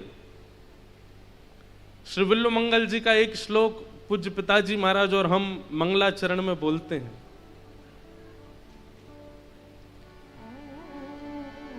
ऐसे बिल्लु मंगल, तो ये प्रेम लक्षण भक्ति है। ये आपके चाहने से नहीं होगी, ये मेरे चाहने से भी नहीं होगी, ये तो ठाकुर जी के चाहने से हो सकती है। ठाकुर जी चाह जाएं कि याते मोए प्रेम करनो है तो कर ही लेंगे ठाकुर जी। रास पंचाध्यायी में इसी बात पर तो शुकाचार्य जी और परीक्षित के बीच में वारदात हुई। परीक्षित जी महाराज के चित्त में संशय आ गया कि ये सब गोपियां भगवान को प्रियतम मान रही हैं, ये सब गोपियां ठाकुर जी को प्रियतम मान करके उनके साथ रास में जा रही हैं। तब वहां पर श्री शुकाचार्य जी ने मीठी डांट लगाते हुए कहा है कि मुतादोक्षज प्रिया, बोले तुम क्या सोचते हो केवल ये ठाकुर जी से प्रेम करती हैं? अरे ठाकुर जी से अपनी चाह से कोई प्रेम नहीं कर सकता, ठाकुर जी जिससे प्रेम करते हैं वही ठाकुर जी से प्रेम कर सकता है। ये गोपियां उनसे प्रेम नहीं करती हैं, ठाकुर जी इनसे प्रेम करते हैं। परीक्षित, तुम ये नहीं समझ पाए? तो समझ में आई बात। अगर श्री कृष्ण एक दिन भी प्रिय लग गए हों, एक बार भी नेत्रों में उनकी याद के लिए आंसू आ गए हों, एक बार भी श्री कृष्ण की प्रिय मधुर झांकी चित्त में आकर के फिर अंतर ध्यान हो गई हो, बस समझ जाना वो प्रेम करते हैं मुझसे, तभी मुझे उनकी याद आ रही है, तभी मुझे उनकी स्मृति हो रही है। स्मरण नहीं होता ठाकुर जी का।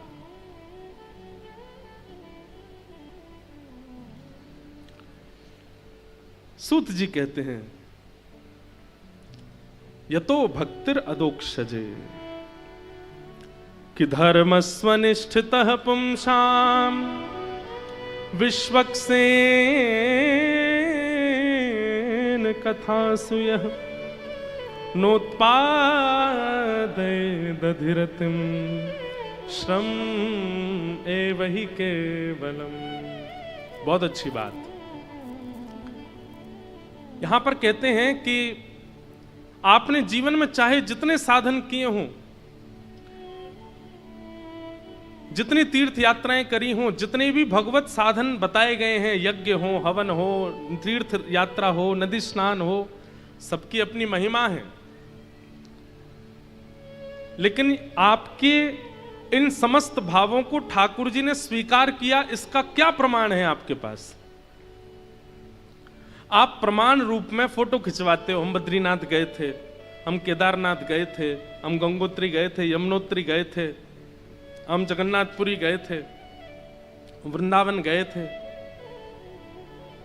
लेकिन आपके इन सब तीर्थ यात्राओं से, आपके सोमवार के व्रतों से, आपके एकादशी के व्रतों को, आपकी समस्त उत्सवों को, आपकी समस्त प्रस्तुत करने वाली क्रियाओं को ठाकुर जी ने स्वीकार किया, इसका क्या प्रमाण है?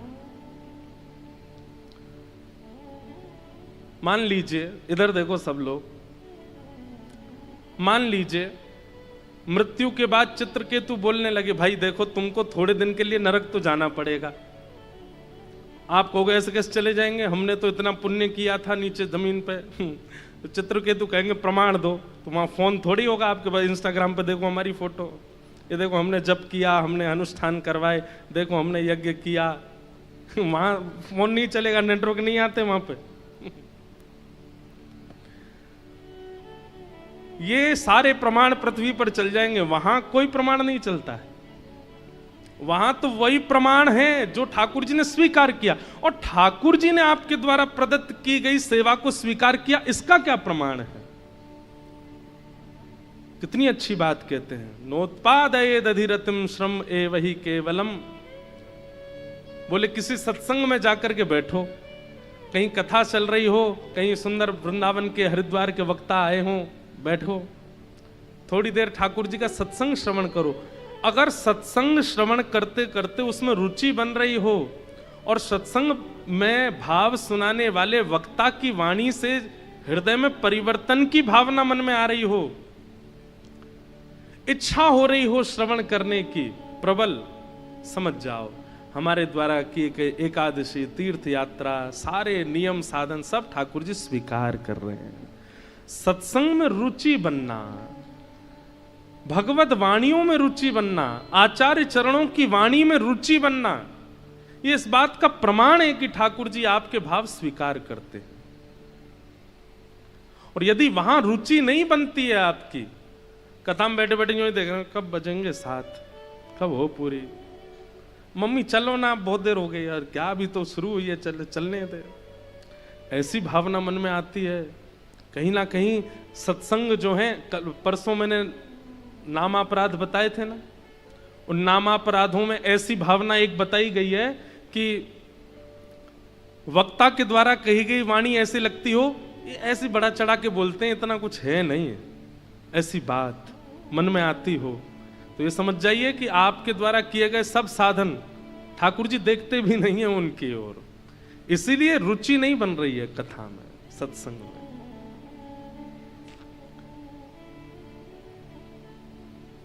साधन सब श्रेष्ठ हैं पर सत्संग सर्वश्रेष्ठ है। उसके प्रति अगर आपकी रुचि नहीं बनती है तो बाकी के साधन आप करते रहिए, ठाकुर जी उससे प्रसन्न नहीं है।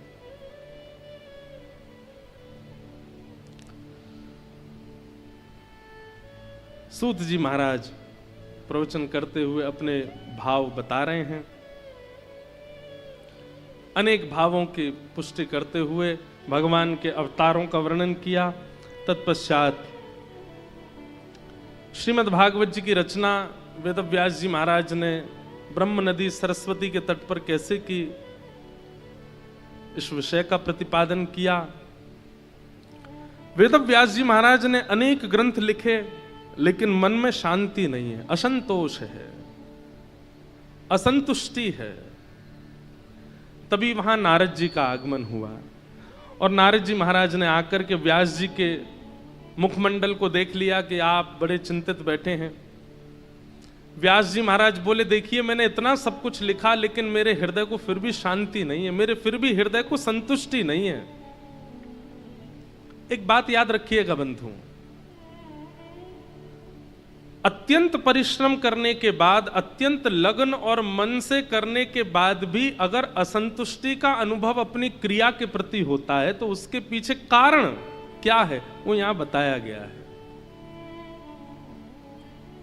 आपने बुद्धि का प्रयोग तो बहुत किया, आपने इंद्रियों का प्रयोग तो बहुत किया, आपने धन का प्रयोग तो बहुत किया, आपने व्यवस्थाओं का प्रयोग तो बहुत किया किसी कार्य को सिद्ध करने में, लेकिन अपने हृदय का प्रयोग नहीं किया, यानी कि प्रेम का प्रयोग नहीं किया है, तो आप असंतुष्ट ही रहोगे। कितना भी भार भोजन कर लीजिए, पर संतुष्टि घर की दाल और रोटी में ही आती है जो मां बना के। अब ये बात हम इसलिए कह रहे हैं क्योंकि बाहर ज्यादा रहते हैं ना, जो लोग कभी कभी बाहर जाते हैं उनको कभी कभी अच्छा लगता है बाहर का, घर का कम अच्छा लगता, पर जो बाहर ही रहते हैं बेचारे उनको घर की रोटी दाल चावल ही अच्छे लगते हैं, उसी से ही संतुष्टि होती है। क्यों? क्योंकि मां हाथ से नहीं बनाती, मां बुद्धि से नहीं बनाती, मां धन के लिए नहीं बनाती, मां स्वाद के लिए नहीं बनाती, मां अपने पुत्र की संतुष्टि के लिए बनाती है, प्रेम से बनाती है, तो वो संतुष्टि ही करता है। बात समझ में आए तो ही तप तप ताली बजनी चाहिए। क्या समझ में आया? मानो श्री नारद जी महाराज संकेत कर रहे हैं, व्यास जी आपने बुद्धि लगा ली, आपने सब कुछ लगा दिया, आपने सारी व्यवस्थाएं लगा दी, पर अभी तक प्रेम का प्रयोग नहीं किया। आपने जितने भी ग्रंथ लिखे हैं, भवतानुदित प्रायम यशो भगवतो मलम ये नैवासो न तुष्येत मन्ये तद्दर्शनम खिलम। नारद जी मानो कह रहे हैं कि हे नाथ, हे व्यास जी, सब लोग ध्यान से सुनो, आपने जितने भी ग्रंथ लिखे हैं उन सब में आपने 4 बातों को प्रधानता दी है, धर्म, अर्थ, काम और मोक्ष। इनको चतुर्विध पुरुषार्थ कहते हैं। इस संसार में हर व्यक्ति इन चारों में ही मिलेगा आपको। कोई व्यक्ति धर्म में होगा, वो धर्म का ही ध्यान रखता है 24 घंटा, कोई अधर्म ना हो जाए, धर्म से ये करो, ये करो, ये करो, ये करो, वो धर्म में ही रहता है। या फिर दूसरे प्रकार के लोग मिलेंगे आपको, अर्थ वाले, वो उनके दृष्टि में और कुछ है ही नहीं है, केवल अर्थ ही सब कुछ है। अर्थ मतलब धन, अर्थ का मतलब बल भी होता है।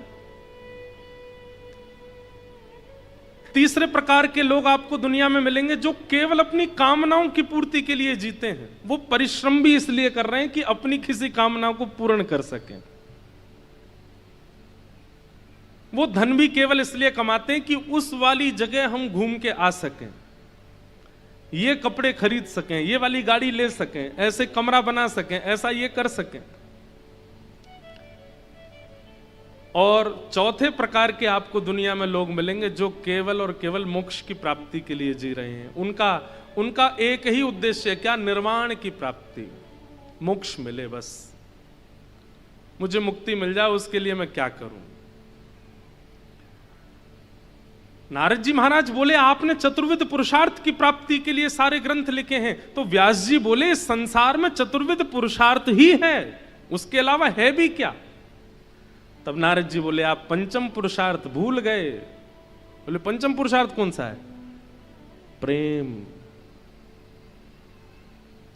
और बंधुओं, जो प्रेमी होता है ना तो उसे धर्म की इच्छा, ना उसे अर्थ की चिंता, ना उसकी कोई कामना, ना उसको मोक्ष की प्राप्ति चाहिए, कुछ नहीं चाहिए। जो प्रेमी है, हमारे ब्रजवासी गाते हैं, कहा करूं वैकुंठ ही जाए, कहा करूं वैकुंठ ही जाए, जहां नहीं नंद, जहां नहीं यशोदा, जहां नहीं नंद, जहां नहीं यशोदा, जहां नहीं गोपी ग्वाल और गाय, जहां नहीं गोपी ग्वाल और गाय, कहाँ करूं वैकुंठ ही जाए, कहाँ करूं वैकुंठ। हरिद्वार वाले बुरा नहीं मानिएगा, नहीं मानिएगा। हाँ, हरिद्वार में धर्म भी है, हरिद्वार में अर्थ भी है, हरिद्वार में काम भी है, और हरिद्वार में मोक्ष भी है। हमारे वृंदावन में चारों ही नहीं है। ठाकुर जी को सुबह ब्रह्म मुहूर्त में पूरी दुनिया में उठाया जाता, वृंदावन में 8 बजे उठते हैं बिहारी जी, लाडले लाल। अरे कितने घरों के बच्चे सुबह 6 बजे उठ के 7 बजे बस में बैठ के स्कूल पहुंच जाते हैं, तब तो हमारे वृंदावन को राजा उठे। वहां धर्म नहीं है। हमारे ब्रजवासी भाई बंधु ज्यादा पढ़े लिखे नहीं मिलेंगे आपको, सामान्य है, सीधे साधे हैं।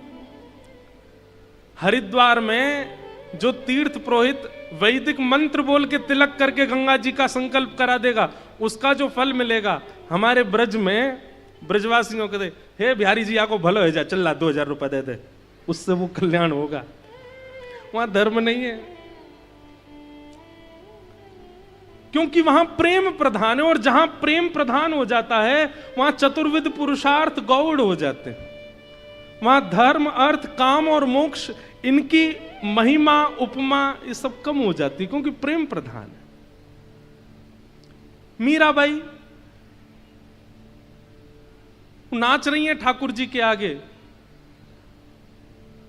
सब लोग कह रहे हैं अरे नाचने वाली आ गई, देखो गाने वाली आ गई, इस पे कोई और काम ही नहीं है, सब जगह जाती है, निर्लज्ज होके नाचने लग जाती है। सब लोग, कोई अपना मुंह बंद करके खड़ा है, कोई उनकी निंदा कर रहा है, लेकिन मीराबाई तो नाच रही है।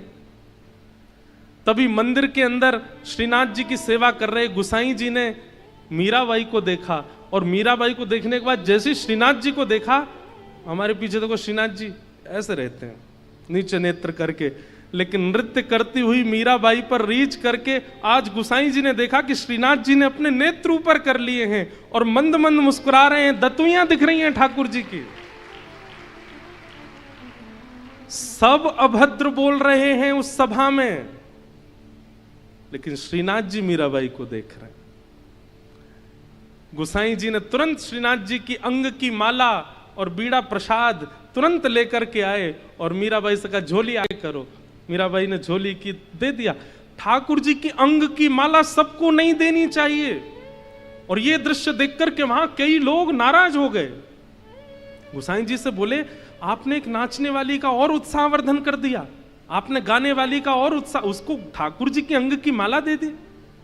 तो गुसाई जी कहते हैं तुमको नाचने वाली दिखी थी, तुमको गाने वाली दिख रही थी, पर मैंने तो श्रीनाथ जी को देखा, मुझे तो सजल नेत्र और प्रसन्न मुद्रा की दतुइयां दिख रही थी, मैं क्यों ना दूं। एक बात तो है, प्रेमी व्यक्ति को सब स्वीकार नहीं कर पाते।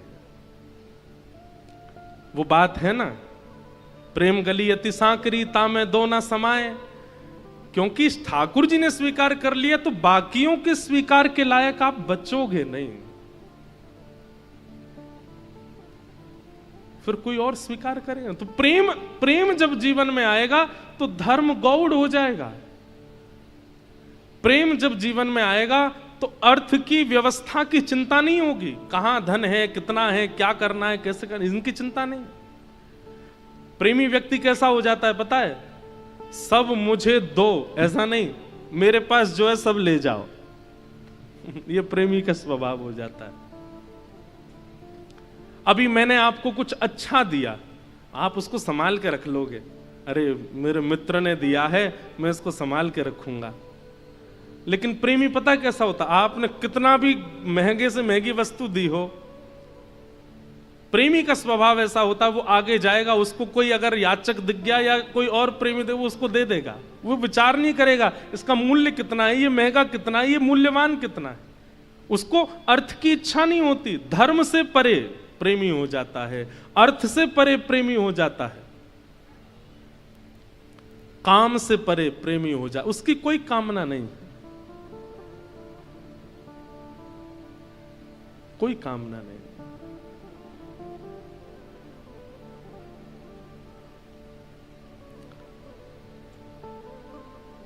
और मोक्ष, वो मोक्ष भी नहीं चाहता। श्रीमद् भागवत के कपिल देवूति संवाद में स्वयं भगवान कपिल देवूति माता को कहते हैं दीयमान न ग्रहणन्ति, मेरे प्रिय भक्त जो होते हैं मां, उनको मैं 4 प्रकार 5 प्रकार की मुक्ति अर्पित कर देता हूं, लेकिन वो फिर भी अस्वीकार कर देते हैं, हमें नहीं चाहिए नाथ। वृत्रासुर भागवत में कहता दासानुदासो भवतास्मि भूयः समंजसत्वा विरहय कांक्षे।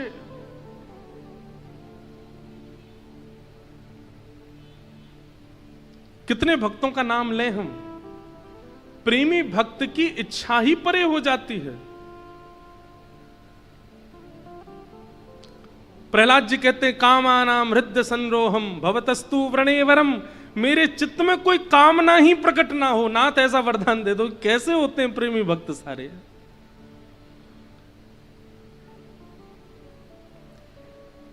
कोई कामना नहीं। तो प्रेमी धर्म से परे हो जाता है, प्रेमी अर्थ से परे हो जाता है, प्रेमी काम से परे हो जाता है, और प्रेमी मोक्ष से परे हो जाता है। उसकी तो केवल एक ही इच्छा है, केवल मैं गिरधर की गिरधर मेरे, बस और कुछ नहीं। मैं गिरधर की, मैवं विभोर्हति भवान् गदितुं ऋशंसम्। प्रणय गीत में गोपियां कहते हैं, गोपी गीत से पहले प्रणय गीत गाया। संत्यज्य सर्व विषयांस्तव पादमूलम भक्ता भजस्व दुर्वग्रहमात्यजास्मान् देवो यथादि पुरुषो भजते मुमुक्षु। प्रणय कवि पूज्य गुरुदेव भगवान हमारे बैठे हैं, पूज्य पिताजी महाराज। मेरी प्रबल इच्छा है कि कभी पूज्य गुरुदेव भगवान केवल रासपंचाध्याय में भी प्रणय गीत और उद्धव गोपी संवाद पर कभी स्वच्छंद प्रवचन करें। अद्भुत पुरानी कई कथाओं में मैंने सुना है, जो भाव आप लोग सुनते हैं हमारी कथा, वो पिताजी का ही है। इतना अद्भुत प्रेम की ऐसी ऐसी अद्भुत व्याख्या।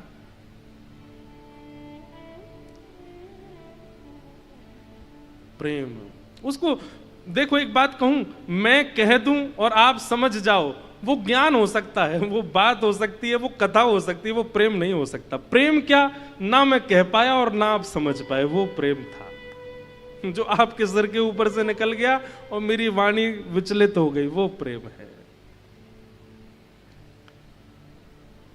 नारद जी महाराज व्यास जी से कह रहे हैं कि हे व्यास जी, आपने धर्म अर्थ काम मोक्ष की प्रधानताओं को सारे ग्रंथों में बताया, लेकिन हमारे कहे से एक ग्रंथ ऐसा लिखो जिसमें केवल प्रेम की प्रधानता हो, जहां पर भगवान के निर्मल यश का वर्णन। अब यहां पर गुरुदेव भगवान कहते हैं कि भवतानुदित प्रायम यशो भगवतो मलम, भगवान के निर्मल यश का वर्णन करो। तो क्या अभी तक निर्मल यश का वर्णन नहीं कर रहे थे व्यास जी? कर रहे थे, लेकिन अभी तक वो निर्मल यश का वर्णन नहीं किया है जहां पर ठाकुर जी का प्रभाव ना दिख रहा हो, स्वभाव दिख रहा हो।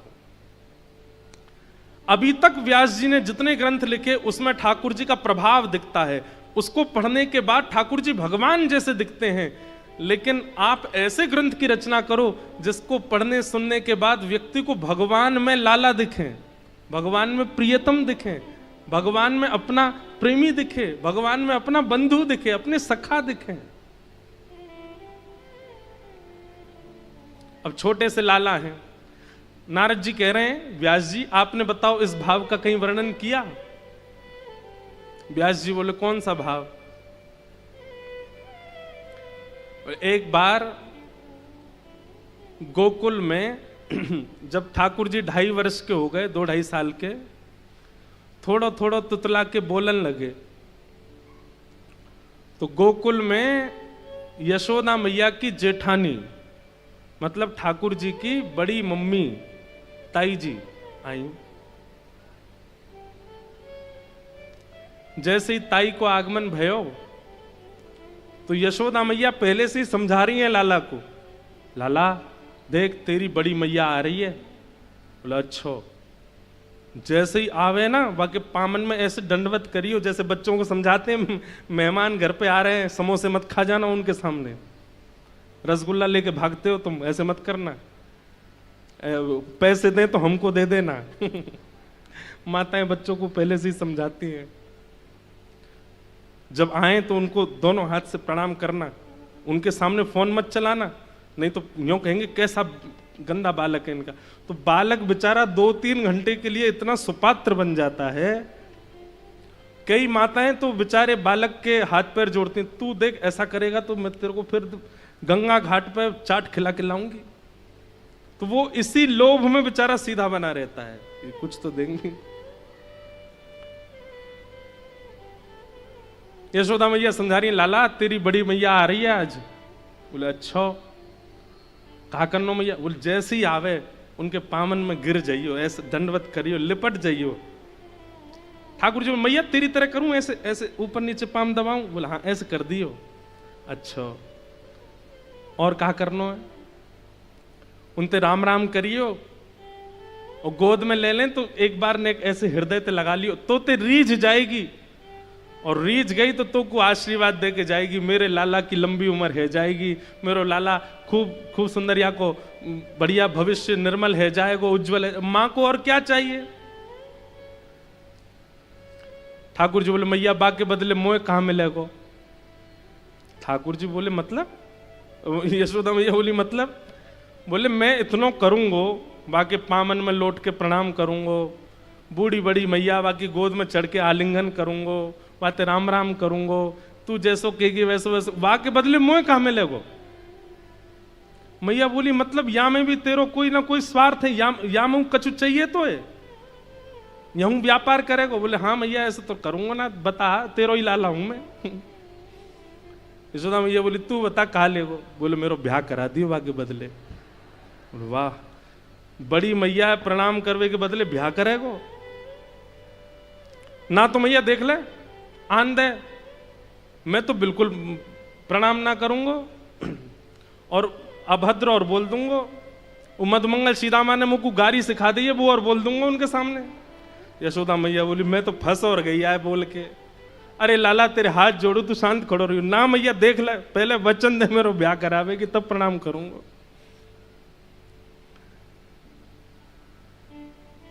मैया बोली तेरा ब्याह करा दूंगी, बस मेरी लाज बचाए लियो।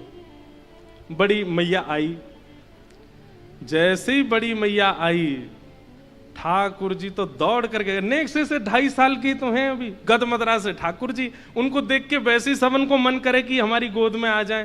ठाकुर जी तो दौड़, अरे मेरी बड़ी मैया आ गई, मेरी बड़ी मैया आ गई, तुम्हारे पाम कहाँ हैं?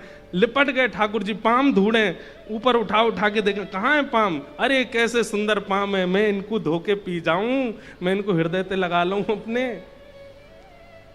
बड़ी मैया के तो नेत्रन में आंसू आ गए, अरे यशोदा कैसो सुपात्र लाला तेरो। मैया बोली भीतर की कौन जाने, कितनो स्वार्थ दे के पाम छुपा रही हूं मैं। मैया ने गोद में ले लिया, अरे मेरो लाला। ठाकुर जी पहली बार मिले। मैया तेने बहुत बुरा किया। बोले क्यों? मैंने जन्म लेती आंख खोल के देखी, तू ना दिखी मुझे यहाँ पे।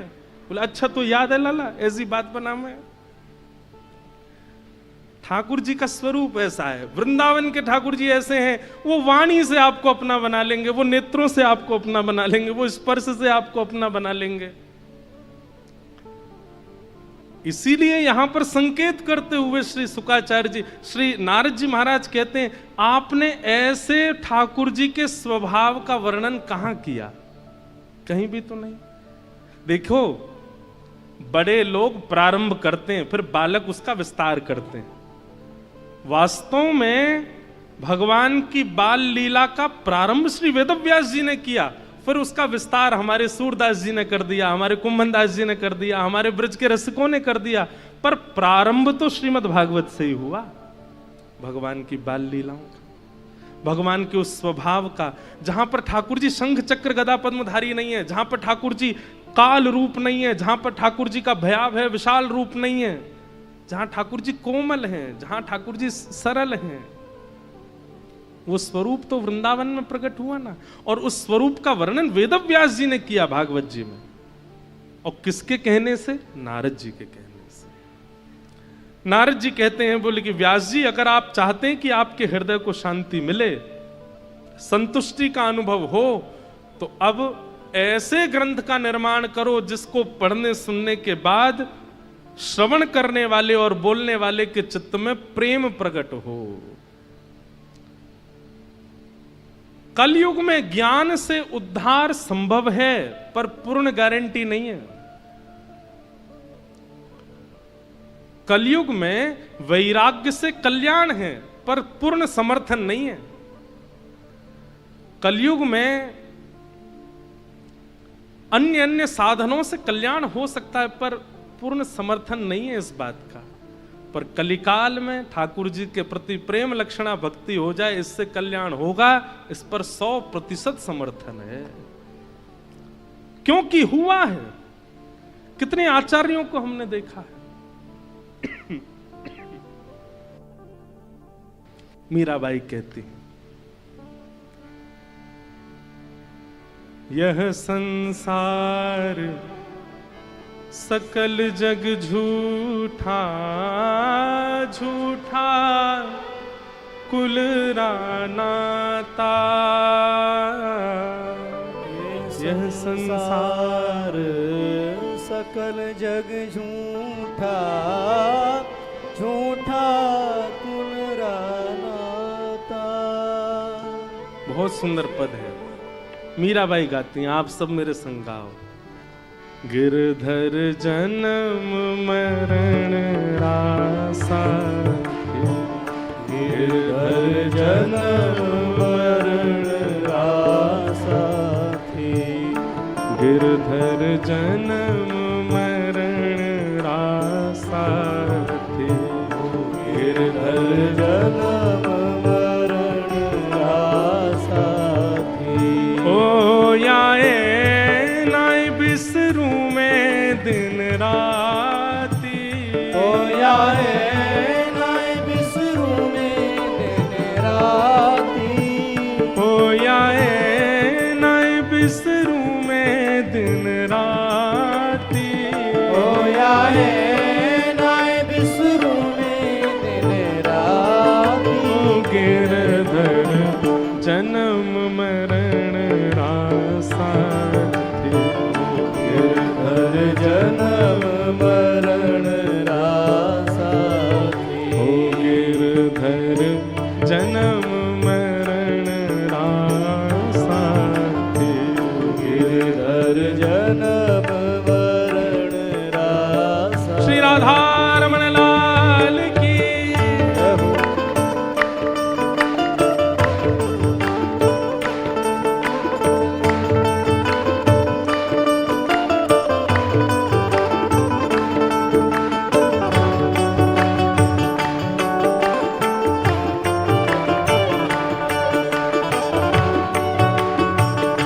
श्री जगन्नाथ महाप्रभु की।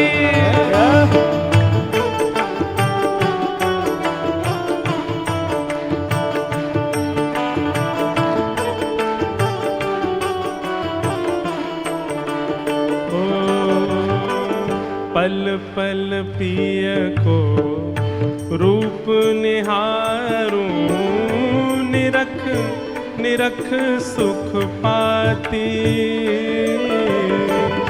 पल पल पिए को रूप निहारूं, निरख निरख सुख पाती। पल पल पिय को रूप निहारूं, निरख निरख सुख पाती, पल पल पिए को रूप निहारूं, निरख निरख सुख पाती। दोए कर जोड़ा रज करूं छूं, दोए कर जोड़ा रज करूं छूं, दोए कर जोड़ा रज करूं छूं, दोए कर जोड़ा रज करूं छूं। सुन ली जो मारी बाती, गिरधर जन्म मरण रासा, गिरधर जन्म मरण रासा थी, ओ गिरधर जन्म मरण रासा थी, गिरधर जन्म मरण और रासा। ये पंक्ति मुझे बहुत प्रिय है, सब लोग दोहरा के गाना मेरे साथ। मीराबाई कहती हैं, यह संसार सकल जग झूठा झूठा कुल रानाता, यह संसार सकल जग झूठा झूठा कुल रानाता। ओ यह संसार सकल जग झूठा झूठा कुल नाता, ये संसार सकल जग झूठा, झूठा कुल राजाता। तो साचे कौन है? जब सब झूठे हैं तो फिर सच्चा कौन है? मीराबाई कहते हैं, मीरा के प्रभु गिरधर नागर, मीरा के प्रभु गिरधर नागर, मीरा के प्रभु नटवर नागर, मीरा के प्रभु नटवर नागर, हरि चरणाच पड़ाच गिरधर, जन्म मरण रासा, गिरधर जन्म मरण रासा, गिरधर जन्म मरण रासा, गिरधर जन्म मरण रासा। ओ आए नाय बिसरू में दिन राती, ओ आए नाय बिसरू में दिन राती, ओ आए नाय बिसरू में दिन राती, आए नाय बिसरू में दिन राती, गिरधर जन्म मरण रासा, गिरधर जन्म मरण रासा, गिरधर जन्म मरण रासा, गिरधर जन्म मरण रासा।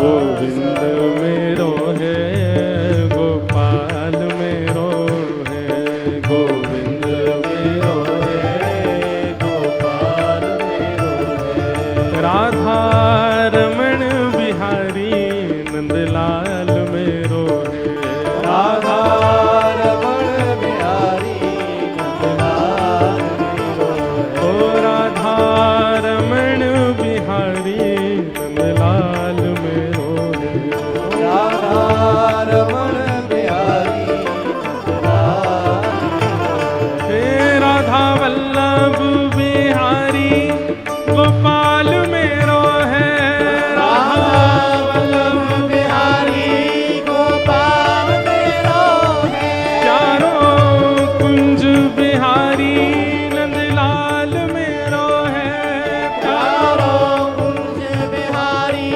नंदलाल मेरो है, सेवा कुंज बिहारी गोपाल मेरो है, सेवा कुंज बिहारी गोपाल मेरो है, राधा रसिक बिहारी नंदलाल मेरो है, राधा रसिक बिहारी नंदलाल मेरो है, हे गोविंद मेरो है गोपाल मेरो है, गोविंद मेरो है गोपाल मेरो है, गोविंद मेरो है गोपाल मेरो है, गोविंद मेरो है गोपाल मेरो है, चारों गिरिवरधारी गोपाल मेरो है, चारों गिरवरधारी गोपाल मेरो है, चारों गिरिवरधारी गोपाल मेरो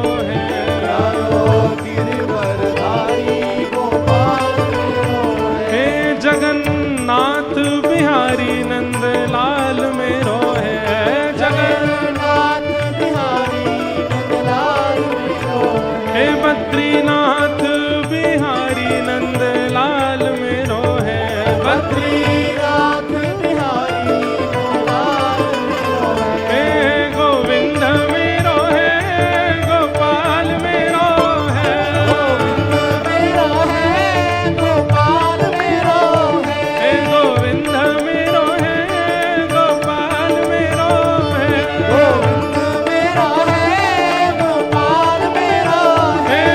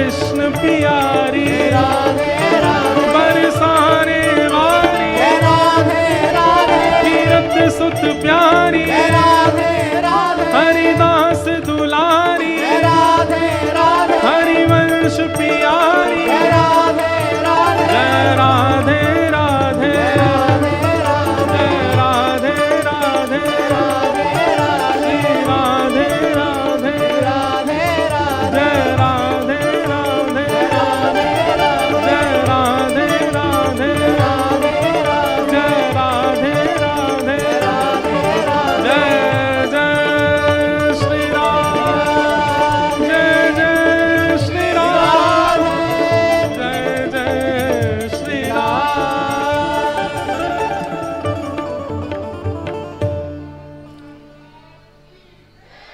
गिरधर जन्म मरण रासाथी गिरधर जन्म इसलिए भैया प्रेम लक्षणा भक्ति वो अति प्रिय है ठाकुर जी को, और कलिकाल में वही साधन है भगवत प्राप्ति का। इसलिए नारद जी महाराज यहां वेद व्यास जी को समझा रहे हैं और कह रहे हैं कि आप भगवान के निर्मल यशों का गान करो, यानी कि जिसमें ठाकुर जी का प्रेम प्रकट होता हो ऐसे भावों का वर्णन करो, जहां पर भक्तों ने प्रेम करके ठाकुर जी को पाया हो, अंत में प्रेम ही रह जाता हो, जहां पर प्रेम प्रधान सेवा हो, ऐसे भावों का आप वर्णन करो।